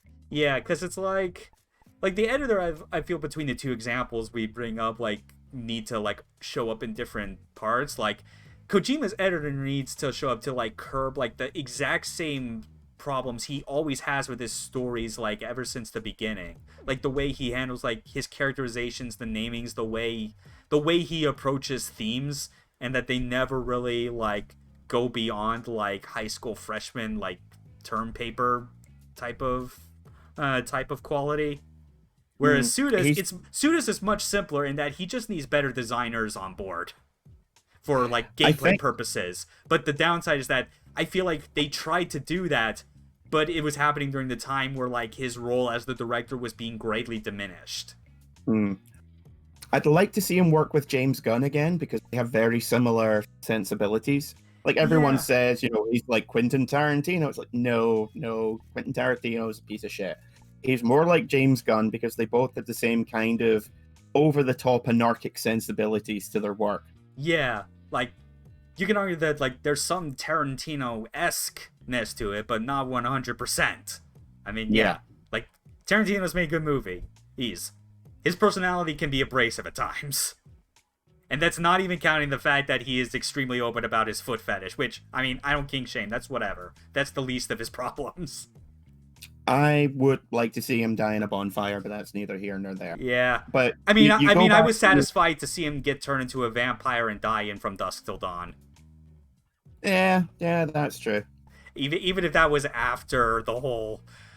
after that whole scene with Salma Hayek, like, before everyone turns into vampires, is like that is a double-edged sword of you are showing this amazing hot woman in her prime, yet you are also doubling it as an excuse to indulge in Tarantino's foot fetish. Yeah, it's like on the one hand, there's something there for everyone, but on the other, you are enabling this guy's jerk-off fantasy. Yeah. Oh, well. Unwillingly. Man, From Dusk Till Dawn is so good. I actually need to rewatch it. I haven't seen it in years. That was actually like the most recent movie I had watched, just because that came in a weird sort of like spur of the moment situation where, like, in one of the discords I was in, it's the Goon Retro game Discord that's like associated with the retro game sub forum, and old Robert Rodriguez is so good. Yeah, definitely. But it's like the thing that happened was a guy on there was describing his retro game collection as the titty twister of game collections, and that if he don't got it, you don't want it. And then I know exactly what that means, and that upsets me. Yeah, and then proceeded to link like Cheech Marine's entire pussy spiel in front of the titty twister, and was like, suddenly I understand what the context is for this slightly more, because all I had ever known of that scene was anytime it showed up on occasion in City 11's videos, where it would just be Cheech going pussy, pussy, pussy, and just that bit. And then when I saw the whole thing, I was like, okay, this is even more funny now that I know what the whole speech is. And then it was like, dude, you never seen From Dusk Till Dawn? Freaking stop what you're doing and watch it. Don't look up anything. And it was like, okay, I'll try not to.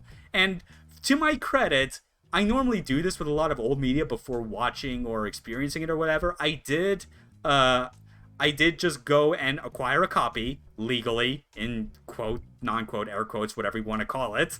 And while I was looking it up, the only thing I saw of it was directed by Robert Rodriguez.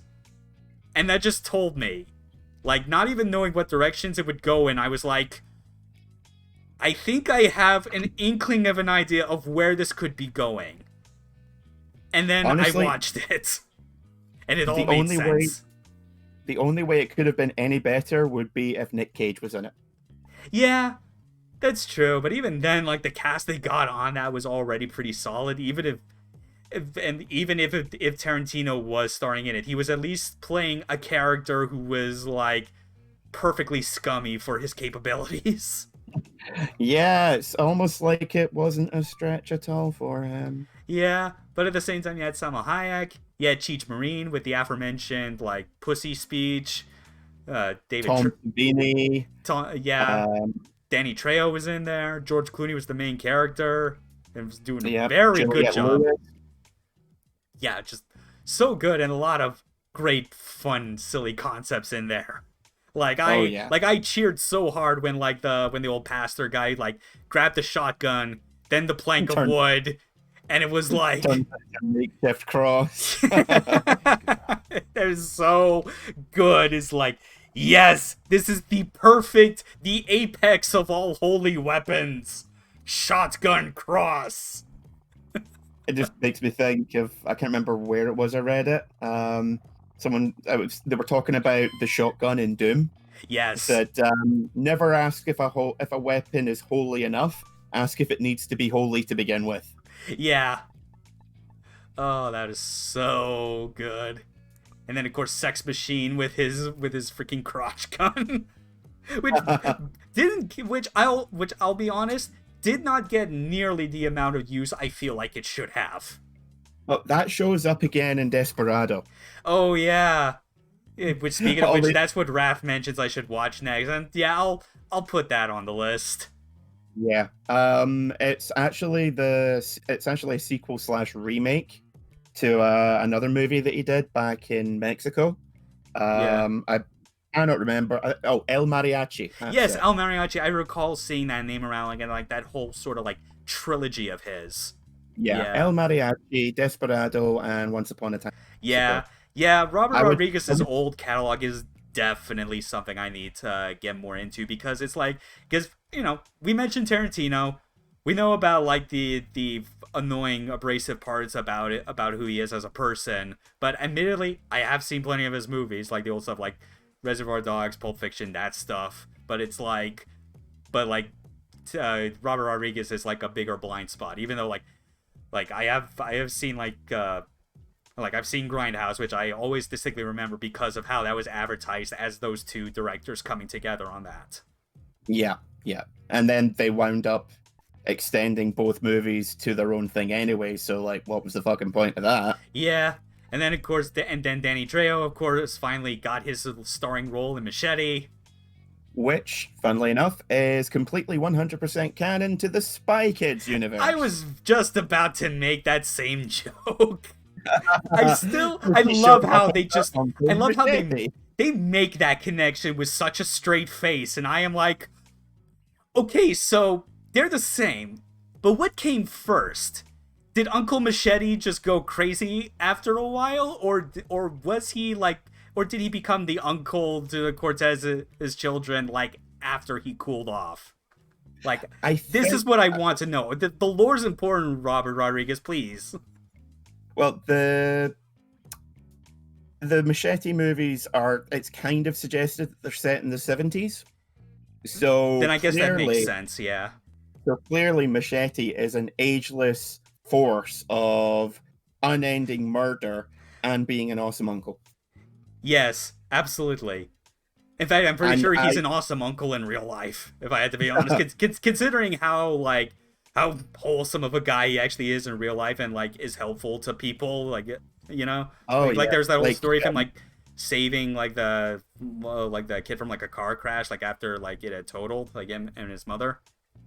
And there was also where was it that got flattened by an earthquake a couple of years ago?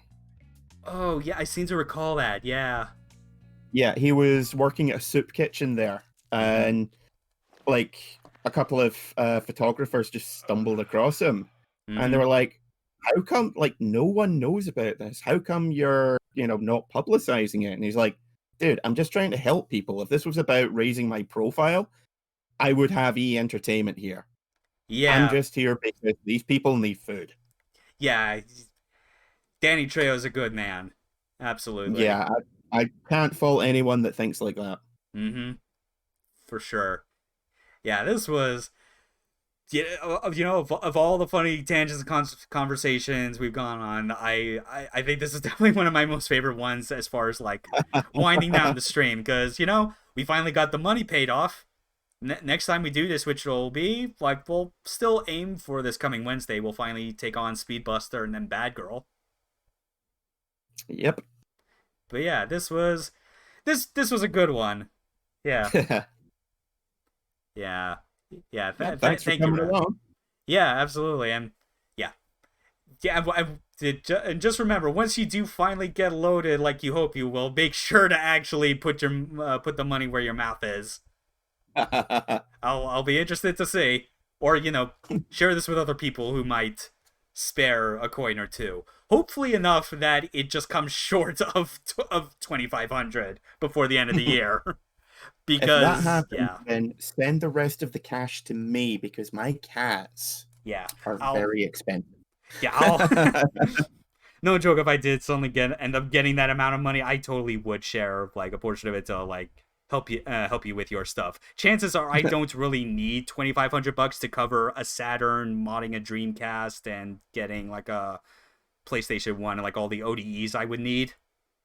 It'd probably be more closer to just like 1,000 in general. But again, the point of this is that it's hazard pay. Danger money. Yeah, danger money, and don't think that I won't forget any person that donates any amount to this, because if it actually meets the goal, I'll make sure that your names are immortalized in the LP. So you know how some videos from Patreon creators like will have like that credits list of like all their patrons thanking them? Yeah, You're gonna make a shit list. yeah, pretty much. Yeah, instead of a list of patrons, it's a list of bastards. Thanks to these fuckers. All of them arranged from like whoever donated the most. Okay. But yeah, have a good day, everyone. Oh, wouldn't be the first shit list that you're on. Okay. Dare I ask what were the others?